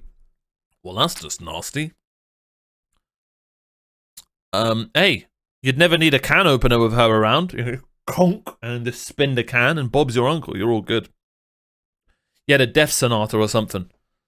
Or a tin opener, whatever you call it in your countries. Yeah, Melody was just a good character. Another character that their voice actress or voice actor, whoever, was just the perfect choice. Yeah. The more I think about it, boys, the more I think I've put Tampo and Villain Bro too high up. To me, now that just looks better. I unfortunately don't think they're on the same level of that. Because every time I look at Palm, I think maybe she should be an A with them. But now I realize they should be down there with her. Because I don't have Palm on the same table as these three. I think that looks so much better now. I remember you dropping the F-bomb the first few times you saw her because of how she looked. Wait, I dropped the F-bomb because of who? I've never dropped the F-bomb.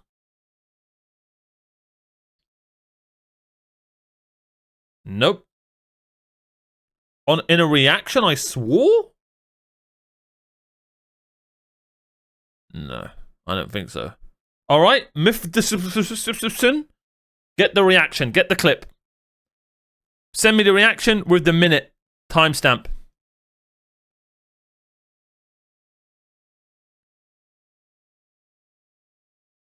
Really? No, I didn't. No, I didn't. Okay, let's get. I think it's about time we got to one of the main two characters. I probably should have done this soon. It's been an hour and 45 minutes. Ladies and gentlemen, he truly does deserve the classic tier. You all knew it was coming.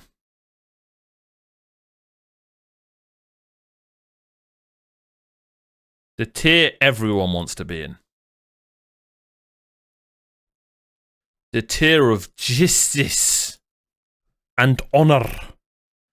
And the tier... Oh, wait. Cake.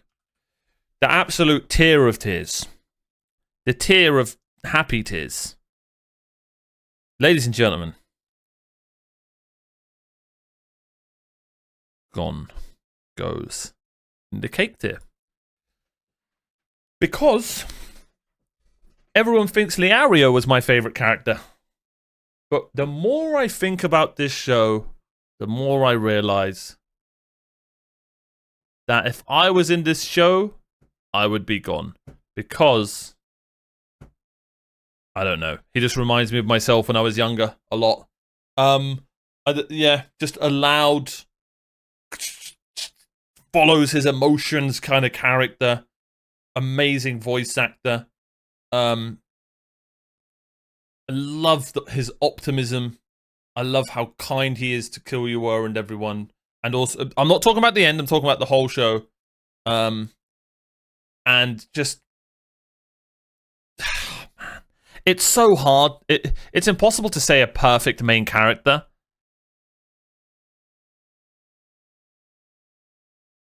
But he's bloody close.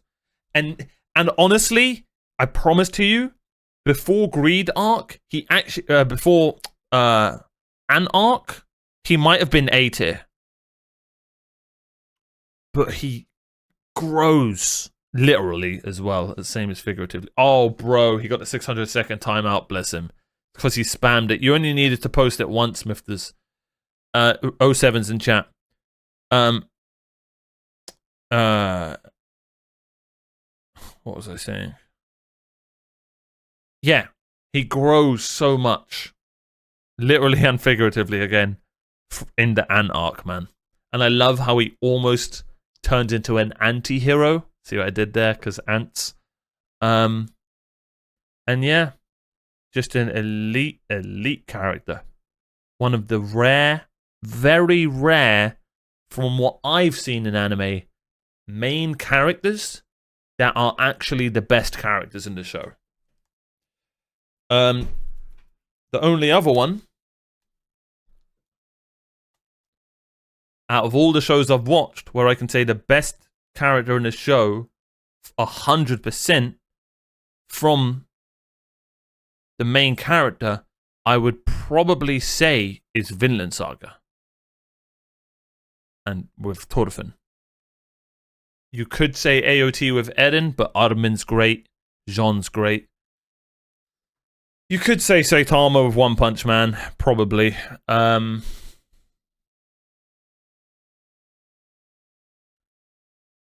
Yeah. Those are the only two that I can think of. But I genuinely think Gon's the best character in this show. Yeah, that's exactly it. That's exactly it. Oh wait, am I calling it the Ant arc? I mean the Chimera arc. Is that what people call it? I'm calling it the Ant arc. I don't give a crap what people call it. So yeah, Gon. Okay, let's get into some of the...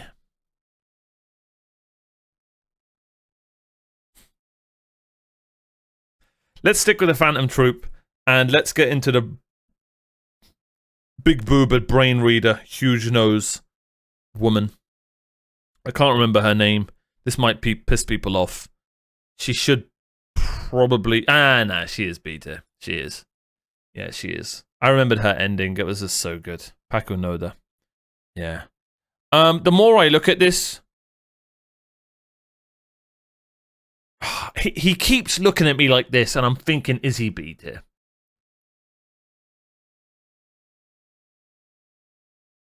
I'm looking at him and Jing, and I'm wondering if it's unfair to them to be in this company. We'll get back to Paku Noda, don't worry.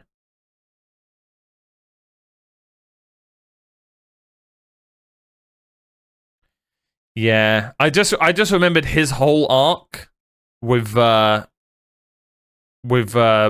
bro thing. Yeah, he was literally the main character for his show. You know what?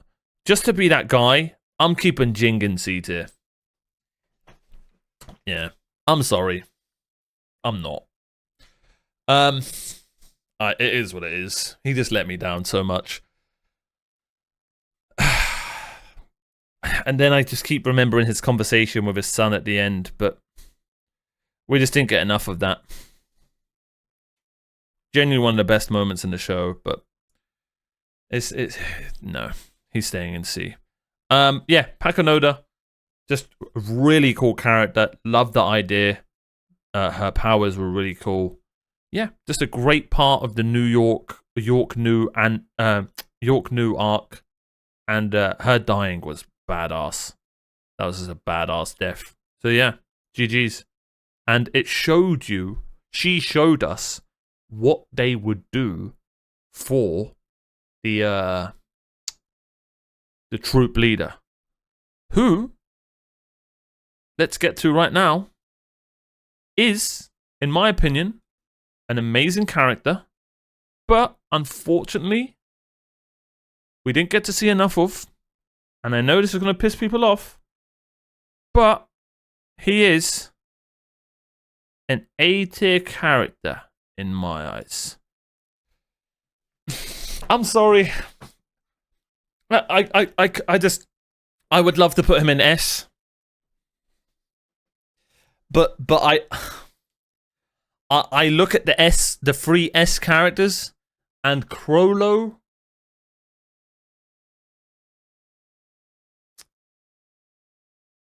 He didn't have enough memorable moments for me. Yeah, I bet he's so good in the manga and stuff, but we're just talking about the anime, guys. Bro, Jing is mid. He's the definition of mid. Chrollo's sick. He's a cool character. There was something missing. I would have liked to have seen him lead more.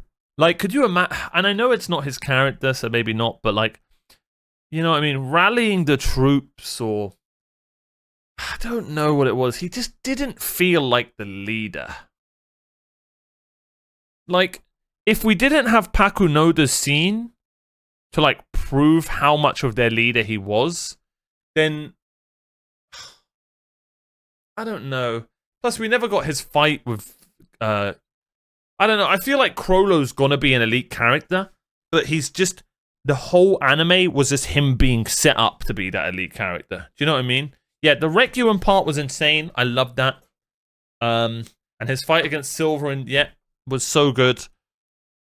But can he eat on the same table as Liario and Poofy? Be honest. Does he eat on the same table? Maybe I'm wrong here.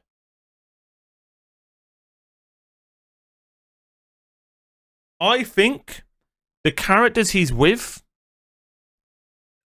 are unbelievable characters, and so is he.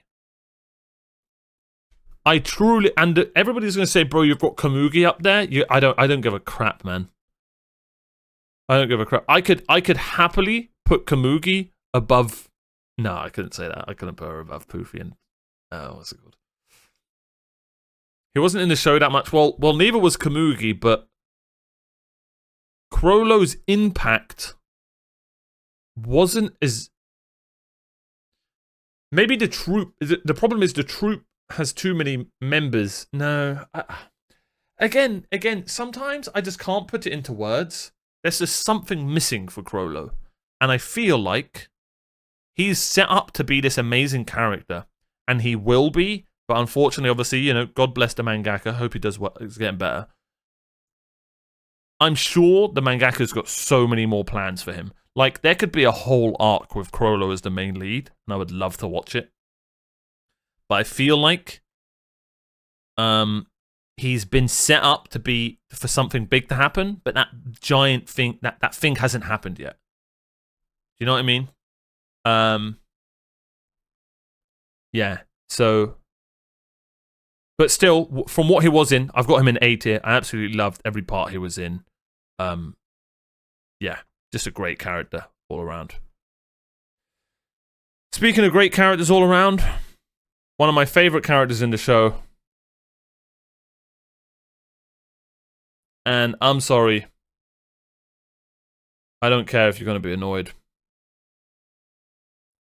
He's just S tier for me. Remember, this is my favorite character. This isn't who is the best character. This is my favorite. I can totally see people putting him in B or A, but I just love these kind of characters, man. I don't know what it is. Just, brother, it's a brother with a giant weapon and elite voice acting, and his powers are so cool to watch.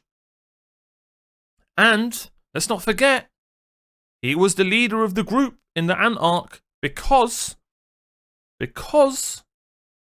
well, this guy wasn't the leader, but because this guy backed out and left, which makes him an S tier character as well. I don't care what anyone says. The reason this guy's, nah, he's not, he's A. But the reason this guy's A tier character, I can't remember his name, is because of that scene with the chat, whatever. You know, that's a whole reason. That's the reason I talked about this guy. This show shows you that fear is a real thing, and it will absolutely crumble somebody. We were talking about probably the most cool, calm, and collected character in the whole show. Crumble. Like, maybe he's a high B, I don't know, but just because of that scene, man, it's the whole reason she's in a C. That scene was just, it hit so hard, bro. And he just has to be high up, man. Like, that scene was just unbelievable. I can't even remember his name. Oh yeah, the Noved. He actually did become a Noved at the end. But back to moral. The moral of the story is, if you smoke, you're cool. No, don't start smoking. Oh, God.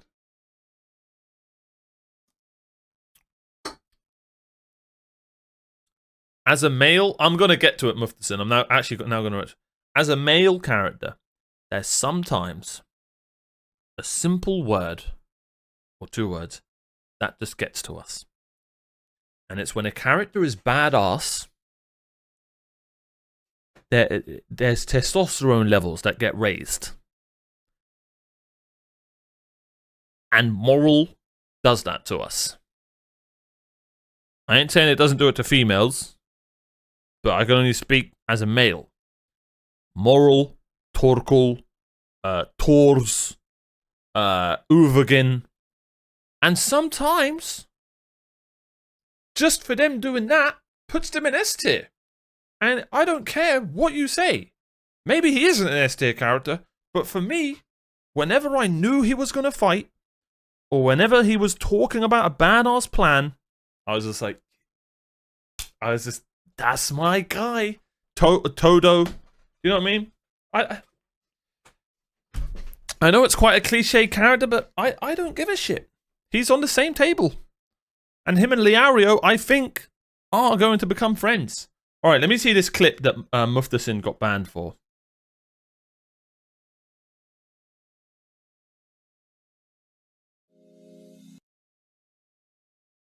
What second? 3 minutes 40? For God's sake.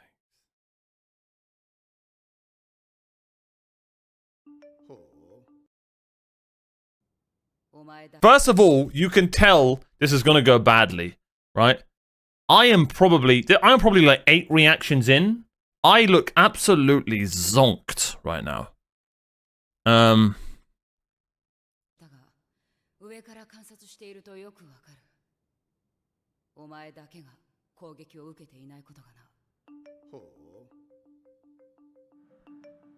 fucking rat face.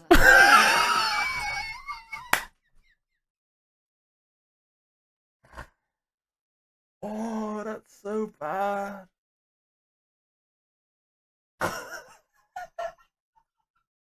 I did say that. Did I even acknowledge it? Oh my God. I didn't. What the hell's my editor doing not blurring that out, man? Oh my God. I'm so sorry, Melody. It's because I'm not, this is Hunter x Hunter's fault, man. That's so bad. Oh, I'm so mean. Bro. I don't like Gone. Mods. I remember when he first started making Smoke, you didn't like his ability. You said something like, really? But I mean, his ability is so good, so fast. Yeah. I don't like Gone, bro.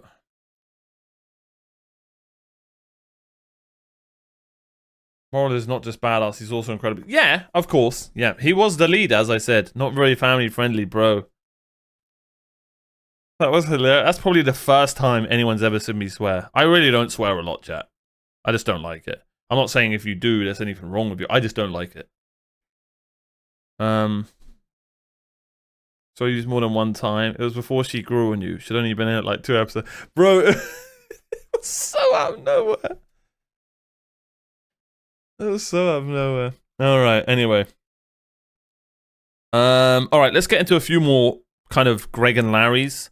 This girl was great for her role. So we'll put her D tier. No, she's E tier, I'm sorry. Because she wasn't really in it enough. But she was good for her role, don't get me wrong. And her role was being this badass lady's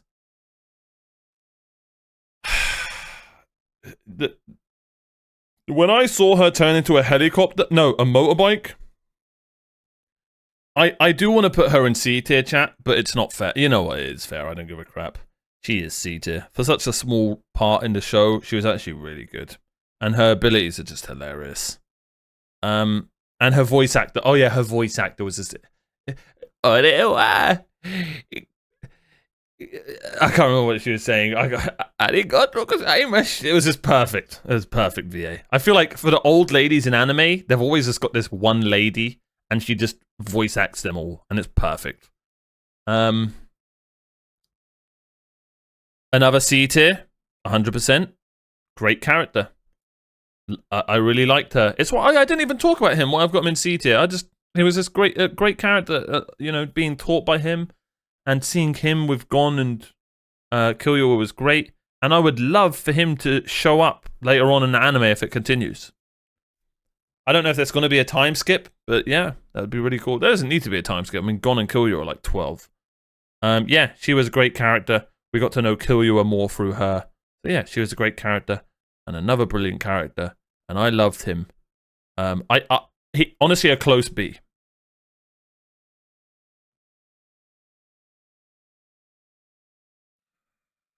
I am going to put him in B.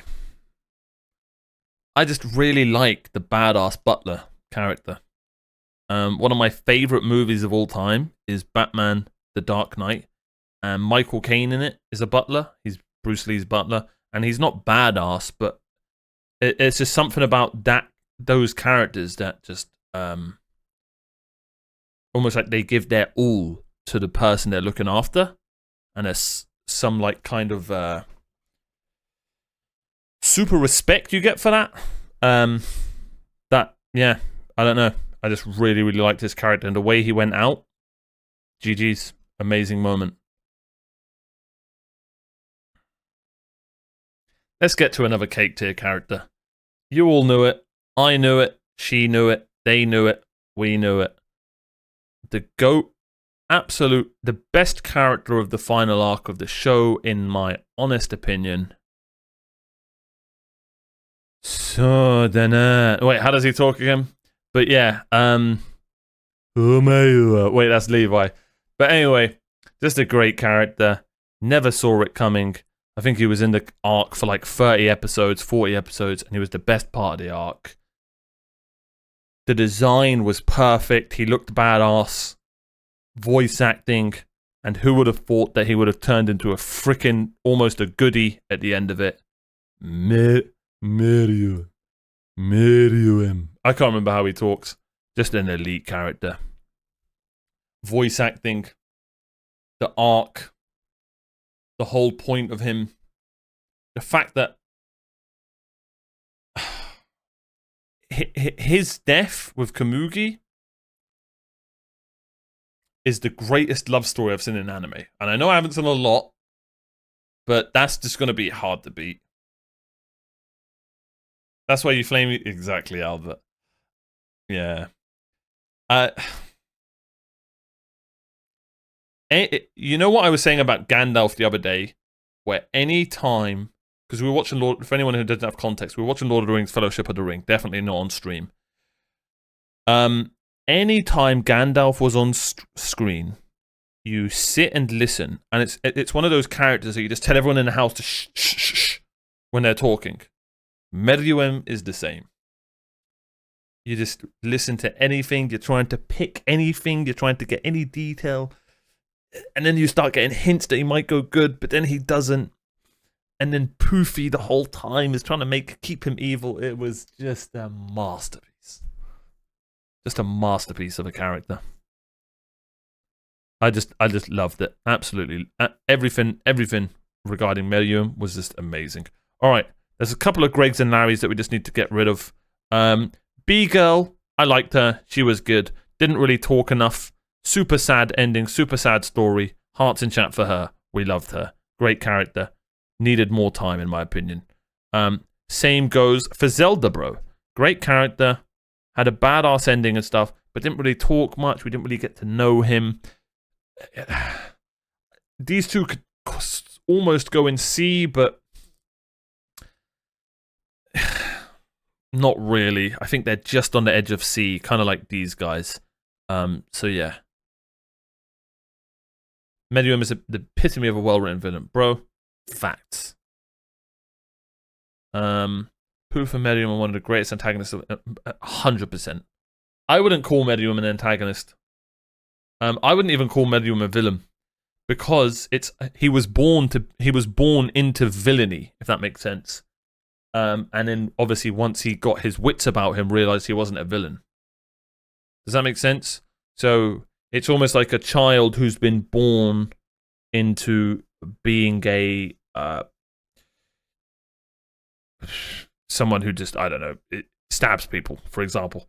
And then, you know, 5 stabs in, once he's grown up, and he's like 18, you know, he starts learning about how this is wrong and so on and so forth. So, obviously, he is a villain, but was he a villain in the end? No, he wasn't, because once his, you know, I don't know, man. I guess I'm overthinking it, but he was just an elite character.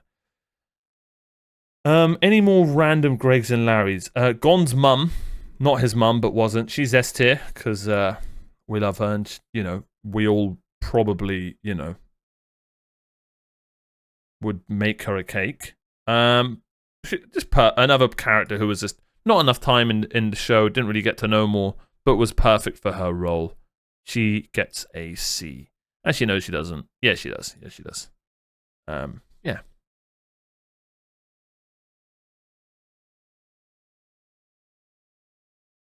A human raised by wolves know only how to bite and scratch. Well, there you go.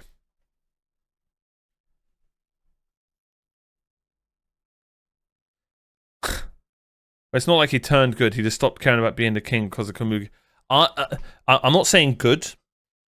I think it's unfair to call the guy a villain. I know he did villainy things, but it's very relatable. His character's relatable to real life because, unfortunately, it's super, super sad where young children get brought up around a family of either it be thugs, either it be terrorists, either it be a family of murderers, whatever it may be, right? Those children, unfortunately, and it's super sad, man. I actually get emotional thinking about it. Those pure poor children, unfortunately, will probably grow up to be said things. It's very, very sad, right? But 1 in 10 of those children, you would like to put it's probably like 1 in 100 or 1 in 1,000. You would hope that they either A, meet a person that would change them who isn't like that, aka Komugi in this anime, or B, see something or they'll just have a moment in their life, like an epiphany, that would change them. And that happened in this show, bro. So can we really call the guy a villain? I truly think that he would have just lived, if he stayed alive, him and Komugi stayed alive, I don't think he would have gone around killing people and eating brains, and like, I don't think he would have. I think he would have changed, not been a goodie. I think him and Komugi would have just gone, find a safe place, chilled, played shogi or whatever they played, and just vibed and like just had a happy ending, because that's just probably just all he wanted.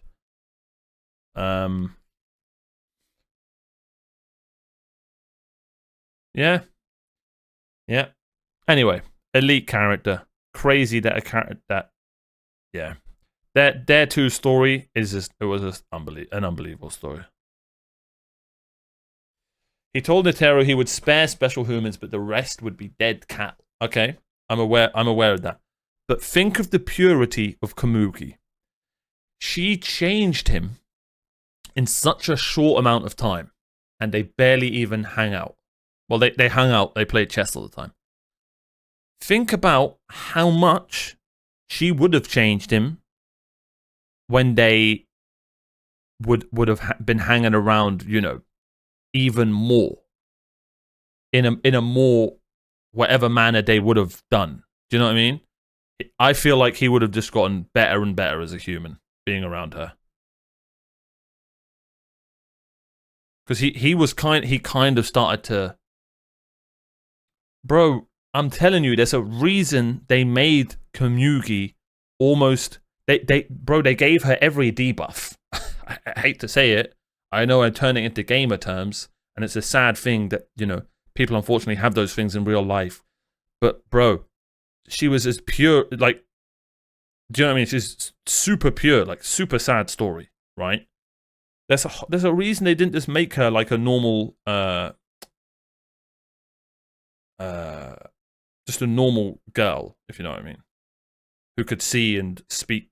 Like, you could the story wouldn't have hit harder if she wasn't, how do I put this, if Komugi wasn't, you know, clearly Komugi was what's the like correct term for it, you know, not mentally unwell, but she you know what I mean, she had disabilities.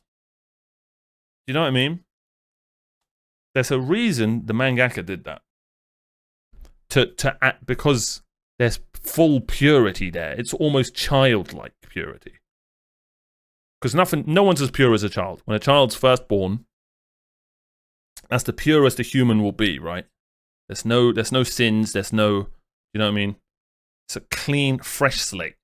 I feel like the mangaka was trying to get that to this evil human ant who's complete opposite of purity because he was born into this evil thing, meet purity, and that's literally the opposites, bro. Like, you can't get a more perfect opposite of Meruem than Komugi. Man, the more I talk about it, the more she should be in cake tier.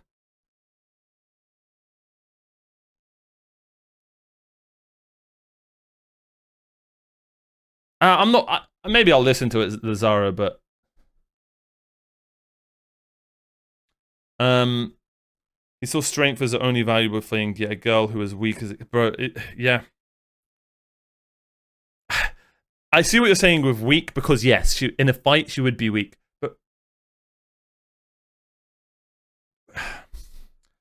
there was something also insanely powerful and strong about her.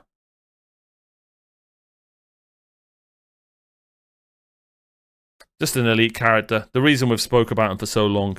And honestly, we could go on and on and on.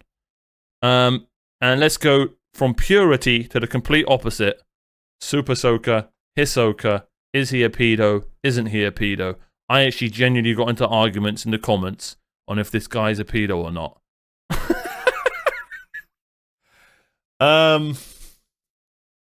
He's an S tier character. I'll be honest, I don't like Hisoka. And that's the only reason I'm going to put him in A tier. He's S or cake for most people. This is my favorite characters, right? I don't like Hisoka.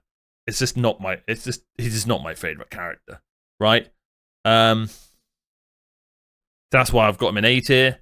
But if we're talking about S tier and cake tier characters, he would be up there. I just don't like him. I'm not going to put him in E tier because I don't like him. You're not meant to like him, right? But yeah, just a good character. I would have liked to have seen more of an arc, personally, with Hisoka. He was a bit of a one-sided coin, kind of like Crollo. Very similar characters. And I didn't like how much they go into this lust for fighting thing with Hisoka. Again, he's meant to be a weird, creepy creep, so I get it. I would like to see more sides to Hisoka. I would. I'd like to learn more about the character. I'd like flashbacks. What was he like as a child? Why is he like this? Maybe he's had a super sad history. I'd love to learn more about Hisoka and more about Crollo. And I feel like they're both setup characters for something really, really big down the line. And another character who reminds me of another setup character for something really, really big down the line is Kiryua's brother. Where is he? And honestly, I can't put him in the same tier as these guys. So I'm going to put him in B tier because he wasn't in it enough. But these three, Think how similar they all are. I know people might be thinking, how's Crollo similar to Hisoka and I can't remember Kiryu's brother's name, it doesn't matter. But there's a mysteriousness about them that you want to learn more about. So regarding mystery, these three, I feel like have been set up to almost have their own, each one of them may have their own arc down the line that I would absolutely love. I would love to see a whole arc. I've said this so many times. The Zodiac family need their own anime. That's my opinion. There's so much lore there that I'd love to learn more about. Like, I'll get to Geralt in a bit. I'll get to Kiryu's dad and mum and how they met and the granddad. And I would just love to learn so much more. I truly think the Zodiac family need their own anime. But if this mastermind of a mangaka keeps doing his thing, you know, again, hope he gets better. Illumi, that's his name. Great name. The mysteriousness of Illumi.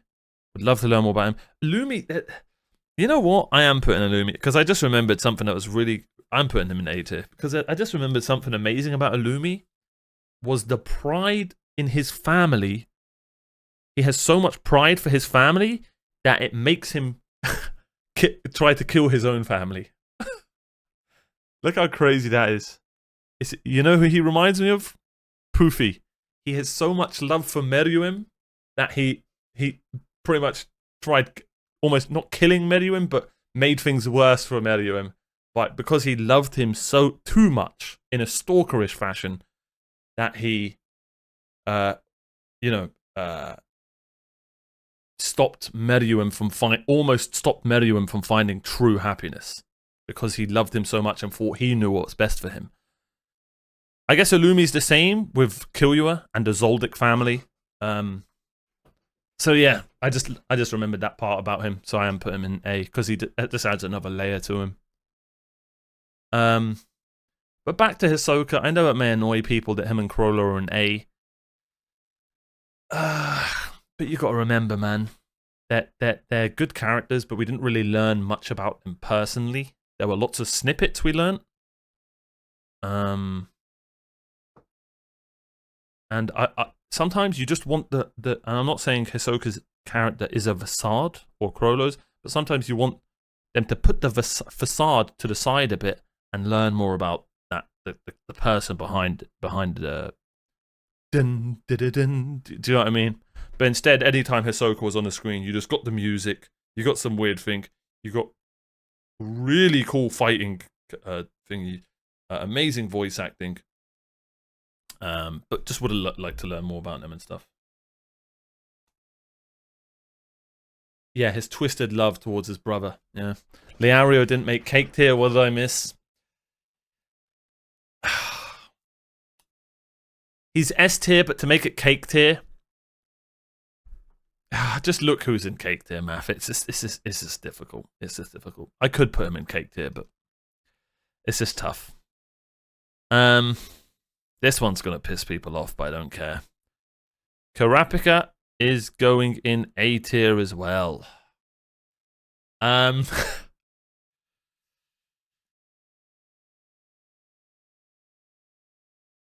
Such a badass character.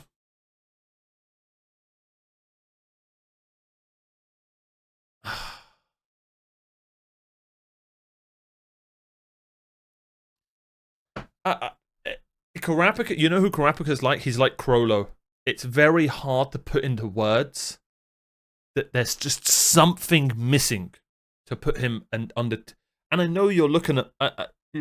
You guys are going to be looking at Moral and Liario. Those two are there just because they're my favorites. So ignore those two. In all likely, Moral and Liario are probably A tier characters, but they're just there because they're my favorites, right? Kurapika wasn't. I kind of disliked Kurapika. He was a bit of a dick. I know he's meant to be some cold, stone hard killer. I get it. He wasn't really likable, in my opinion. I don't know. I feel like I feel like if he had another arc under his belt, then he could easily be an S tier. But for the amount of screen time he got, there were characters that are in the S tier that did better with that screen time for me that I remember more of. He is the Sasuke of the group. Yeah, you know what? That's a very good point. What I said about Sheaton, or whatever his name is, and who else did I bring up? I brought up Sasuke as well. Kurapika's kind of, you know, these quiet characters are hard to put in cake. I mean, this comes from a guy who Geralt of Rivia is one of his most famous. I love Geralt of Rivia. He's one of my favorite characters of all time. It barely says a word. But, like, you need to have a big personality when you do speak, when you're such a quiet character with such little amount of speech. I don't know. With Kurapika, it's so hard to put into words. He could be S tier, but there's just something missing for me. I'm sorry. Sometimes it's as simple as that. And that's not very simple. There was something missing for me. But why he is in A tier, badass, really, really cool. Isn't it perfect that they're all lined up perfectly? Loved his powers. Loved his little training arc. Yeah.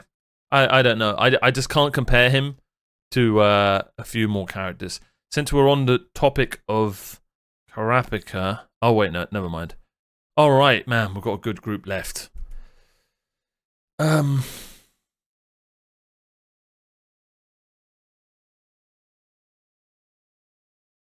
I've just watched episode 40 of Naruto. I'm literally in the tournament arc, Lazaro, where Gon just beat the dog bro. Naruto.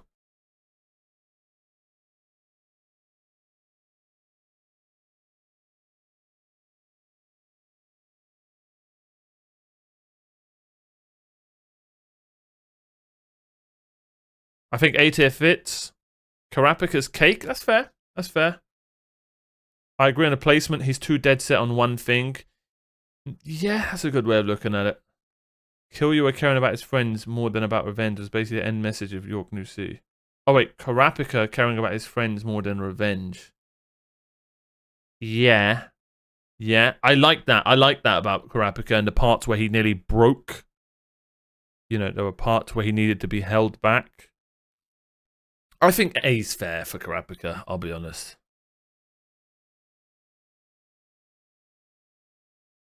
I haven't seen any Sasuke flashbacks. Well, there's a bloody flashback every episode in Naruto. Oh my god, this has been a 2-hour tier list. Holy crap. Okay. Killua's brother. Bloody B tier character. Just great anytime he was on screen. Brilliant anytime he was on screen. It reminds me of every character in the B scene. Look at every character in B. Anytime they were on screen, they were brilliant. And they played their role perfectly. And I liked how different he was from Killua. I loved how different he was from Killua and Illumi. And he's another character that I'd love to learn more about. And that's just the signs of a B character that, you know, you look forward to learning more about, or they left a lasting impression on you. Another B character who's just like him. Some could maybe put him in A, but for me, he's a B. Oh, crap, I forgot his name. Stitches? Knuckles and Stitch? Shit, what's his name? Shoot, Knuckle and Shoot. Shoot was a great character. Badass ability. His fight with Killua was sick. Was it Killua? Yeah, his fight with Killua was sick. I loved his emotion.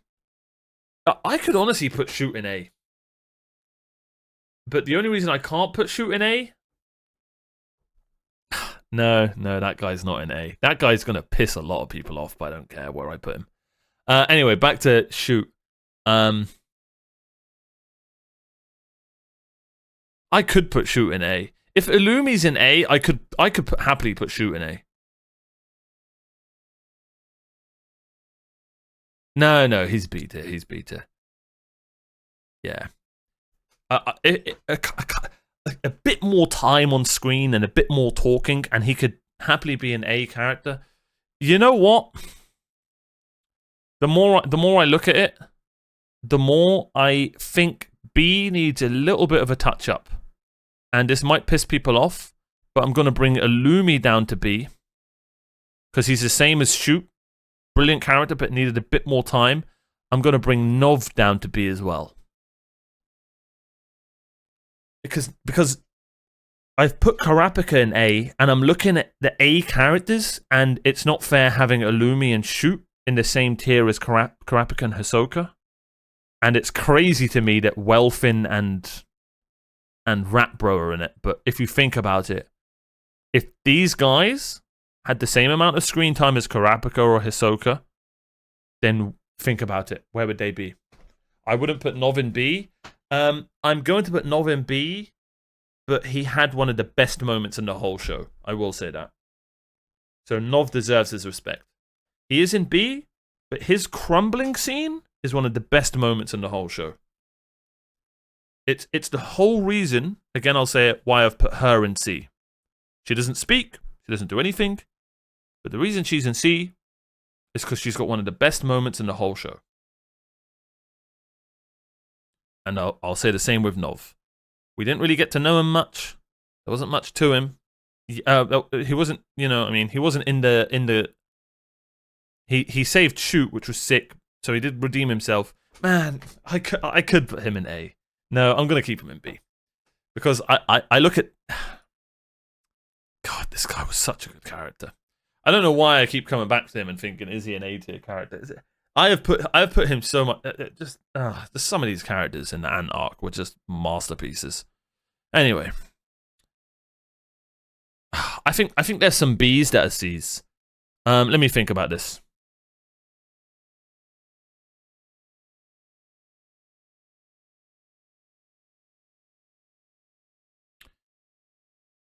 Kuyu's brother's coming down.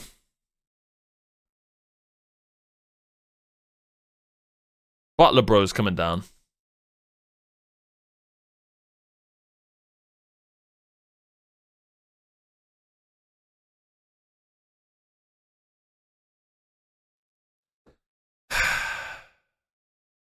I think these two are C tier. No, they're B tier. Alright, I think that's perfect now. Alright. This one's gonna piss people off. I don't give a crap. Remember what I said earlier about moral? Well, Knuckle was one of my favorite characters in the whole show. I don't care what anyone says. He's just S tier. I absolutely love this guy.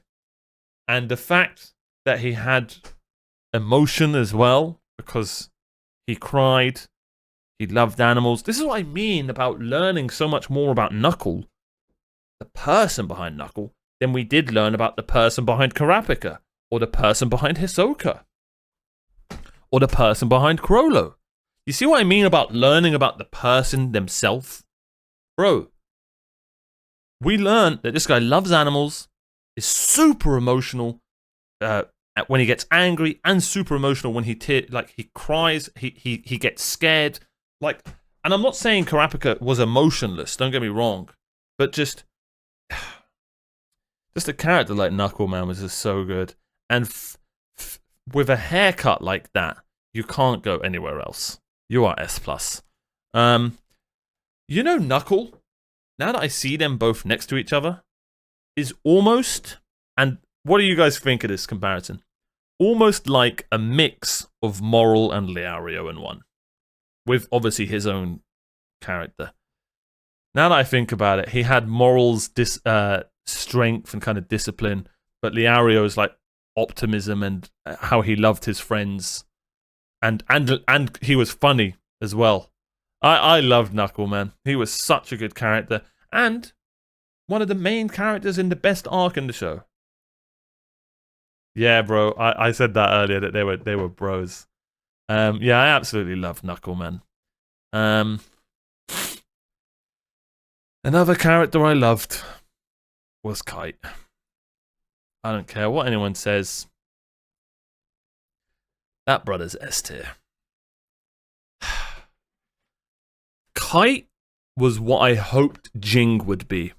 Ging? What the hell's his name? It doesn't matter what his name is. In my opinion, in my world, Kite is Gon's dad. Do you know what I mean? Kite is what you wanted Jing to be.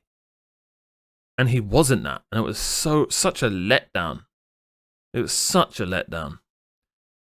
But thank God Kite was in the show. Because could you imagine if he wasn't? Gon never would have had a father figure. I know some people are going to say Liario, but Liario was like a big bro figure. You know, some people will say maybe Moral a little bit, but not really. Moral was like the cool uncle. Kite was Gon's dad, man. In my opinion, Kite and Gon's mum, they did their thing. You know what I mean? Like, look, they even look similar. Wait a minute, no, he looks exactly like Jing. Yeah, just again, I'm sorry I've got Jing and C, but I just don't. That's the one. Jing is the one character that, in my opinion, this sounds super rude to the mangaka, but I feel like he just got it wrong. Unless in the manga he's completely different, and the anime they just portrayed him strangely. I just don't see where Jing. I don't get it. I just don't get it. I just don't get the Jing character. It just confuses me as hell. So yeah, in my opinion, Kite's his dad.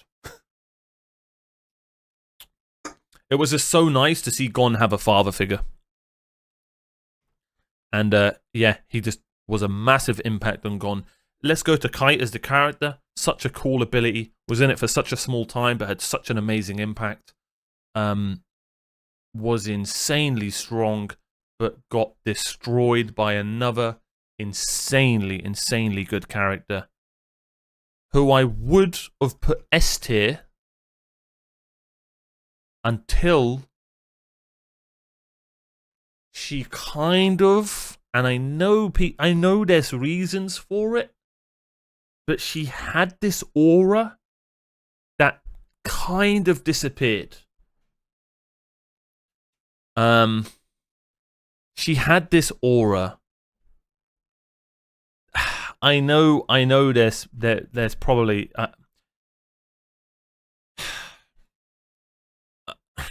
she's such a unique character, man. She was an elite character, don't get me wrong.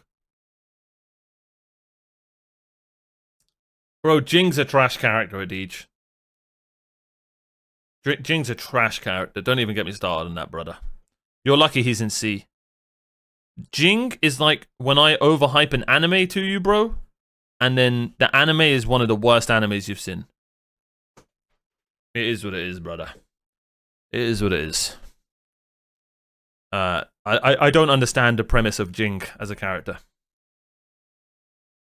No, it's not keeping the aura. It's they portrayed her as if I genuinely thought she was going to overthrow the king. And I know that was impossible, I think, in their heads. But then she kind of got put to the side, didn't she?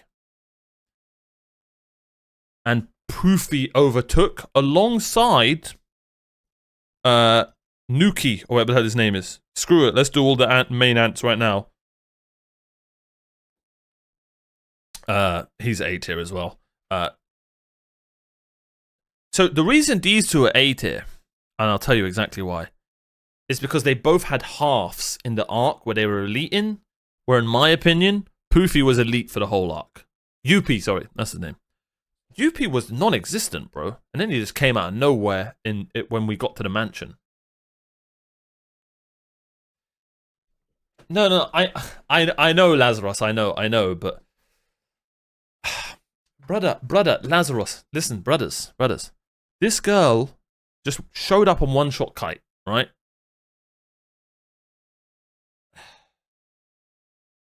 And then was elite, and then there was this insanely feared figure.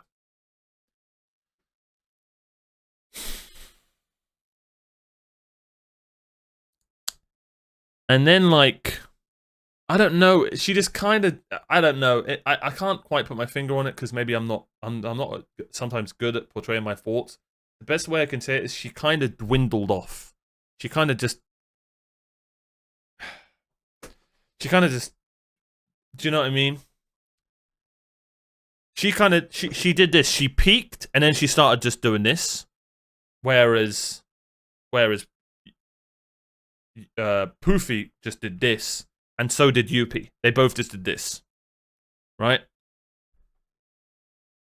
Whereas she peaked and then she kind of just this kind of nothing kind of happened until she just fought.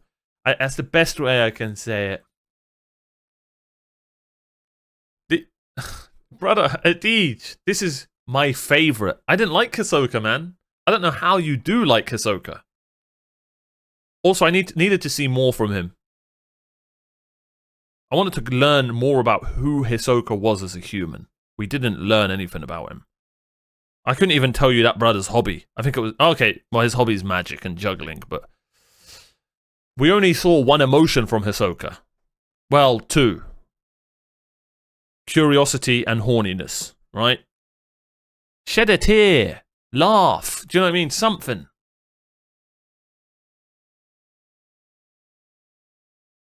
Yeah, he got timed out for it. Anyway. Yeah, but anyway, back to Yuppie. What a character growth. No, don't be sorry. What a character arc that brother had. He just went amazing. And his story at the end with him and the king and Poofy. And she wasn't there for all that. I know she was off fighting Gon, but I don't know. Maybe I would have loved her to be in the scene with the king, and I would have maybe loved her to be in. She kind of just got put to the side towards the end. Yeah.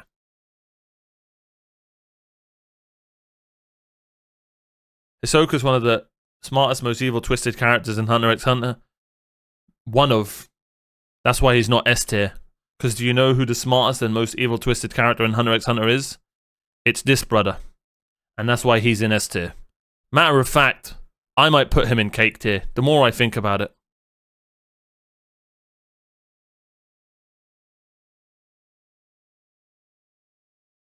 Ain't nothing wrong with A, bro. Look at his company. Do you disagree with me? Look at his company.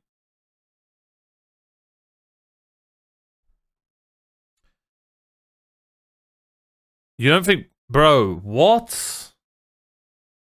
How he tried to keep the king away from... Like, that's genius. Obviously, it didn't work because of... And it would have worked, but you know why it didn't work? Because of one random wolf.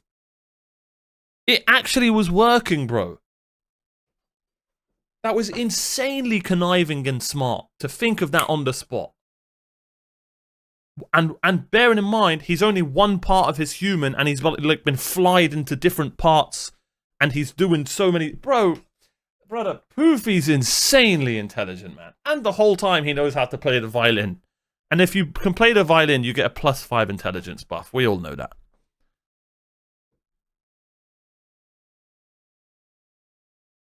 Yeah, you guys have to realize how many good characters... I mean, look at the C tier. Jing's in it. I'm in it, for God's sakes. Armin's in it. The Cheetah. This guy's in it. They're amazing characters in C.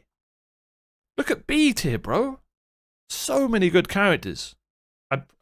Just some of them just can't... Like, I'll be honest. 3 of the characters in S tier may not be S tier characters. Like Liario, Knuckles, and maybe Moral. Maybe even Kite. If I wanted to be super strict, I would probably just have these two in S tier. But this is my favorite. So these guys are going in it. Who have we got left? Alright. Kiryua's granddad. He's B tier. You guys might be angry, but I would love to put him in A and S, but he wasn't really in it enough. Badass.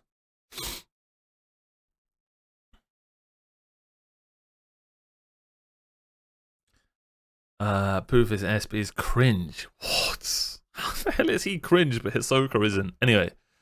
From Maxi's words about Hisoka, he doesn't talk about the past, he has no interest in the past, but tomorrow imagine I've forgotten Castro's face. Also, one of the reasons we haven't seen Hisoka's backstory so far, it'd be great to see that. Exactly. I love... Don't get me wrong, I said it, Lazaro. I think earlier I summed it up perfectly. The mysteriousness of Hisoka, Chrollo, and Illumi are so intriguing, which makes them great characters. But it's a shame again that the anime is not longer, so we didn't get to know them more. Sometimes you just want to get to know the character, man. I promise to you, sometimes just 1 or 2 small flashbacks can change everything about that character. Like, one flashback to like a dark reason on why Hisoka's the way he is could make him a cake tier character. You know what I mean?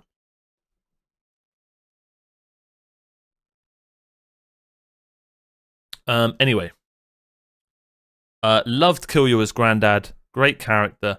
Again, genuinely, if I was to make an anime or a game about the Hunter x Hunter universe, I promise to you, it wouldn't be Leario, it wouldn't be Poofy, it wouldn't be Moral, it wouldn't be Knuckle, it would be about the Zoldyck family, because I am so bloody intrigued by them, how they got there, why they're there, how long that family's been doing that. There's just so many lore, so much lore and so much story around that character, and obviously he's the central figure around it. I would absolutely love that. Yeah, so the Zoldyck family and their theme's just amazing. Let's get into Geralt of Rivia, aka the Giga Dad. He can't be A tier because he needed to see him more. I loved his moments with Killua so much. Oh, the more I look at this guy, the more Jing just pisses me off. And I get it, Jing's meant to piss you off. But bro, this guy, as a dad, wasn't talked about getting to for 143 episodes of the show. Okay, not 143, but however long it took to get to Jing. Could you imagine if, say, for example, this badass was Gon's dad, or Kite was Gon's dad, and then you get 140 episodes in, or however long it took to get to Jing, and you get to Kite, and he's his dad, and you have those moments with Jing. Do you see what I'm saying about Jing, bro? It just is weird to me. It just is weird to me. Okay. Anyway. Who did I just put there? Yeah, great character. Reminds me of Geralt of Rivia. Love his stoicism. Another character. Genuinely can see him being the main character in an anime. Him, his dad, his wife, like a flashback story of them growing up and like meeting each other, and you know, before they had Killua. I would love that, man. I would absolutely love that. Maybe Illumi when he's young. Oh, that'd be so good. That'd be so good. Biscuit. What a character. I don't care. She's A tier. She is A tier because she is a character done right. She was an amazing teacher. I loved her chemistry with Killua and Gon. Because Gon and Killua are so different from each other. She even had to teach them differently. Not by the things they do, but how she talks to them.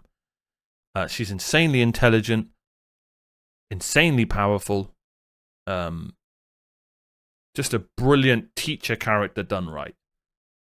Just an easy A because she did everything perfectly. Reason I can't put her in S, there's not really any reason sometimes. I think A is just a perfect place to her. She's just not as good of a character as Poofy for me. I preferred Leario to her. But I can definitely see a lot of people I can see her being some people's favourite characters. 100%. I can see her being a favourite character. Jing is not what you expect him to be, and for me, it's a good surprise. And he's also mysterious, and you could see a grown Gon in him. There's no way on Earth that Gon is going to be anything like Jin when he's older. The only thing that Gon and Jing, there's a few things they have similar. Obviously, it's his dad, personality-wise. you know, their sense of exploration. They want to explore and go on adventures. The only thing other than that is they look alike. I don't think Gon's nothing like Jing. And I think Jing doesn't want his son to be anything like him. Because he probably knows he's a failure of a dad.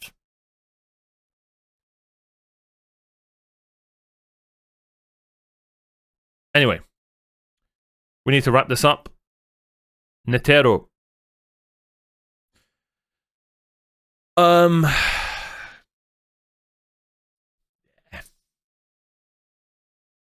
No, he's A. I would love to put him in S. I would love to put him in S. But it's just he's just a classic badass old man. Oh, but his flashbacks were so good. I'm putting him in S. What the hell am I doing? Yeah, we actually learned more about him. His flashbacks were so good. I nearly forgot. He was A without his flashbacks. See, guys? See what I said about Hisoka earlier? It actually just happened. I completely forgot his flashbacks. See what I mean about sometimes, maybe not all the time, but sometimes you need to go back and get to know the character. We did that with Netero, bro. Amazing character, amazing voice acting, and one of the most badass alts you'll ever see in any show. And his fight with Meruem was just elite. And don't forget how good he was in the Hunter exam as well, with Gon and Killua. If we go back and watch that, there's probably some foreshadowing there as well. I haven't drank no water in hours. What am I doing?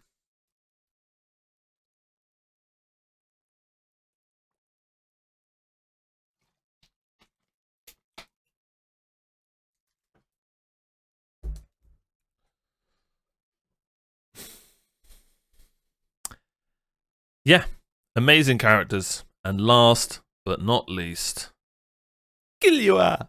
Baka. Of course, Killua is S tier. For me, there's only 2 cake tier characters, and the reason Gon is cake tier is because he's just so relatable to me, and the reason Meruem is cake tier is because of his arc. I can't put Killua cake tier because I didn't like him as much as Gon. Matter of fact, the more I think about it, Killua was kind of like Hisoka for me. He's 100% an S tier and cake tier character, and that's why I'm putting him in cake tier, and I just tricked you all. Elite character, absolutely loved Killua. That's my boy right there. Him and Gon are possibly the greatest 1-2 punch in anime, and I can't think of a better 1-2 punch in any show. It's so hard to get a duo right. And if you thought that Killua wasn't cake tier, baka.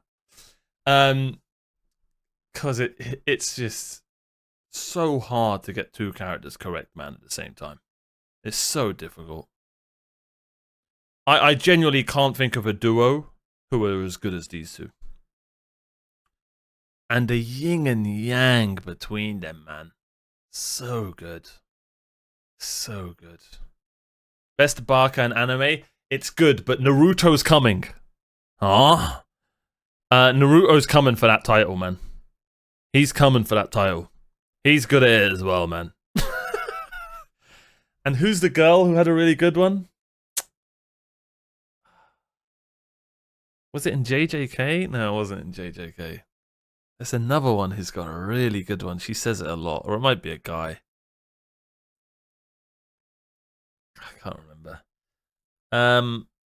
But yeah, man. I love the yin and yang of Killua and Gon. So much.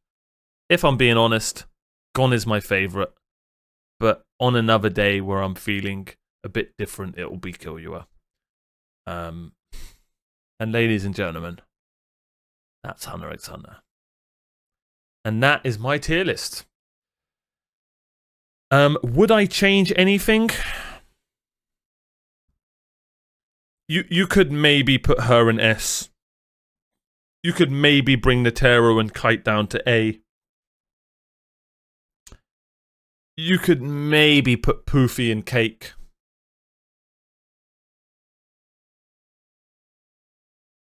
I think I'm happy with my strictness of Cake tiers. And I think these three are just perfect for where they are. Do you know what I mean? And I'm so happy with that tier list. Chat, who would you have in Cake tier? I think those are the three perfect Cake tiers. Can you believe we got both our main characters in Cake tier?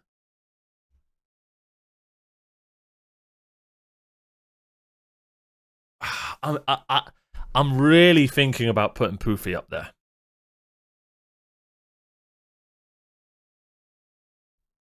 Hisoka and Crollo. I get it, Tendo. I feel like, I bet you love Illumi as well. I feel like if you love the mysterious character that you don't know much about, you'll love Hisoka and Crollo. And Illumi as well. I get it. Like, I could like characters like Moral and Knuckle, whereas somebody else will like Hisoka and Crollo. I 100% get it. Some people will put Bisky in S, because, you know, it might be a girl and she just relates to her. I get it, man. I get it. I'm looking at A tier, and I'm just looking at every arc has an A tier character. Look at that. Every character is in each arc. And that just sums up Hunter x Hunter for you. You've got Kurapika's in it from the beginning. So is Hisoka. Then you've got Crollo. Then you've got Bisky. Then you've got all the ants. And then you've got Ratface. And if that doesn't sum up Hunter x Hunter, man. You might even have it here. You've got Liario, he's in first.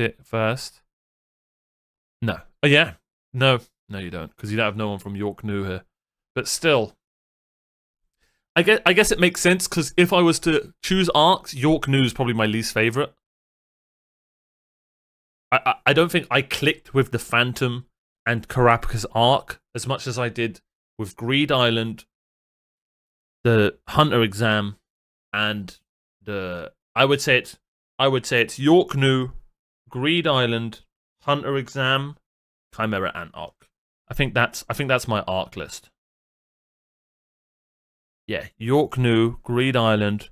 Am I missing an arc? Hunter exam. Who's Icalgo? Who the hell he is? A chairman election, come on, that's the worst. I wouldn't put that in there. It's unfair because I only got like 10 episodes. Octobro? Here's the problem. If Octobro goes up, Palm probably has to go up. He definitely goes up, and Nov definitely goes up. And is Octobro on the same table as Hisoka and Kurapika? It's just impossible. Oh yeah, but this is obviously your favorite. Yeah. If he's your favorite, then I completely get it. I get it. Oh, Heaven's Arena. I would have classed that as the same as. Was that not York New arc? They were in York. It was in New York, right? That Heaven's Arena was in York New, right?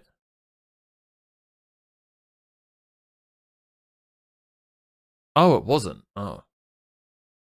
Well, I guess that's my least favorite because it was a lot, because I can't remember it. So, if we forget the last 10 episodes, forget that arc. We go Heaven's Arena, New York arc, Greed Island. It's hard. Greed Island and Hunter exam.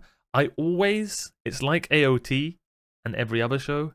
Season 1 is so important, or else you never would have got the rest. Most of the time, Season 1 is never the best show. But it's so important to the show that I have to put the... Like, if the Hunter exam wasn't good, 50% of us wouldn't have gotten to the Chimera Ant arc. Do you know what I mean? Yeah, I loved Greed Island, man. I loved it. It was a what a show, man. It was just a completely different anime. I genuinely can see myself watching in my own time the 1999 Hunter x Hunter. And that note, 3-hour video. It's all going on YouTube. If you're still watching to the end, what do you want? Type cake tier, because you're a legend. Thank you so much for watching. Subscribe. Check out my Twitch, twitch.tv/OmarioRpg. What a long ass video, but hey, when I do a tier list, I do it correctly, and I take my time. And I was meant to do a Jujutsu Kaisen one, but that's not happening because Hunter x Hunter has insane amount of characters.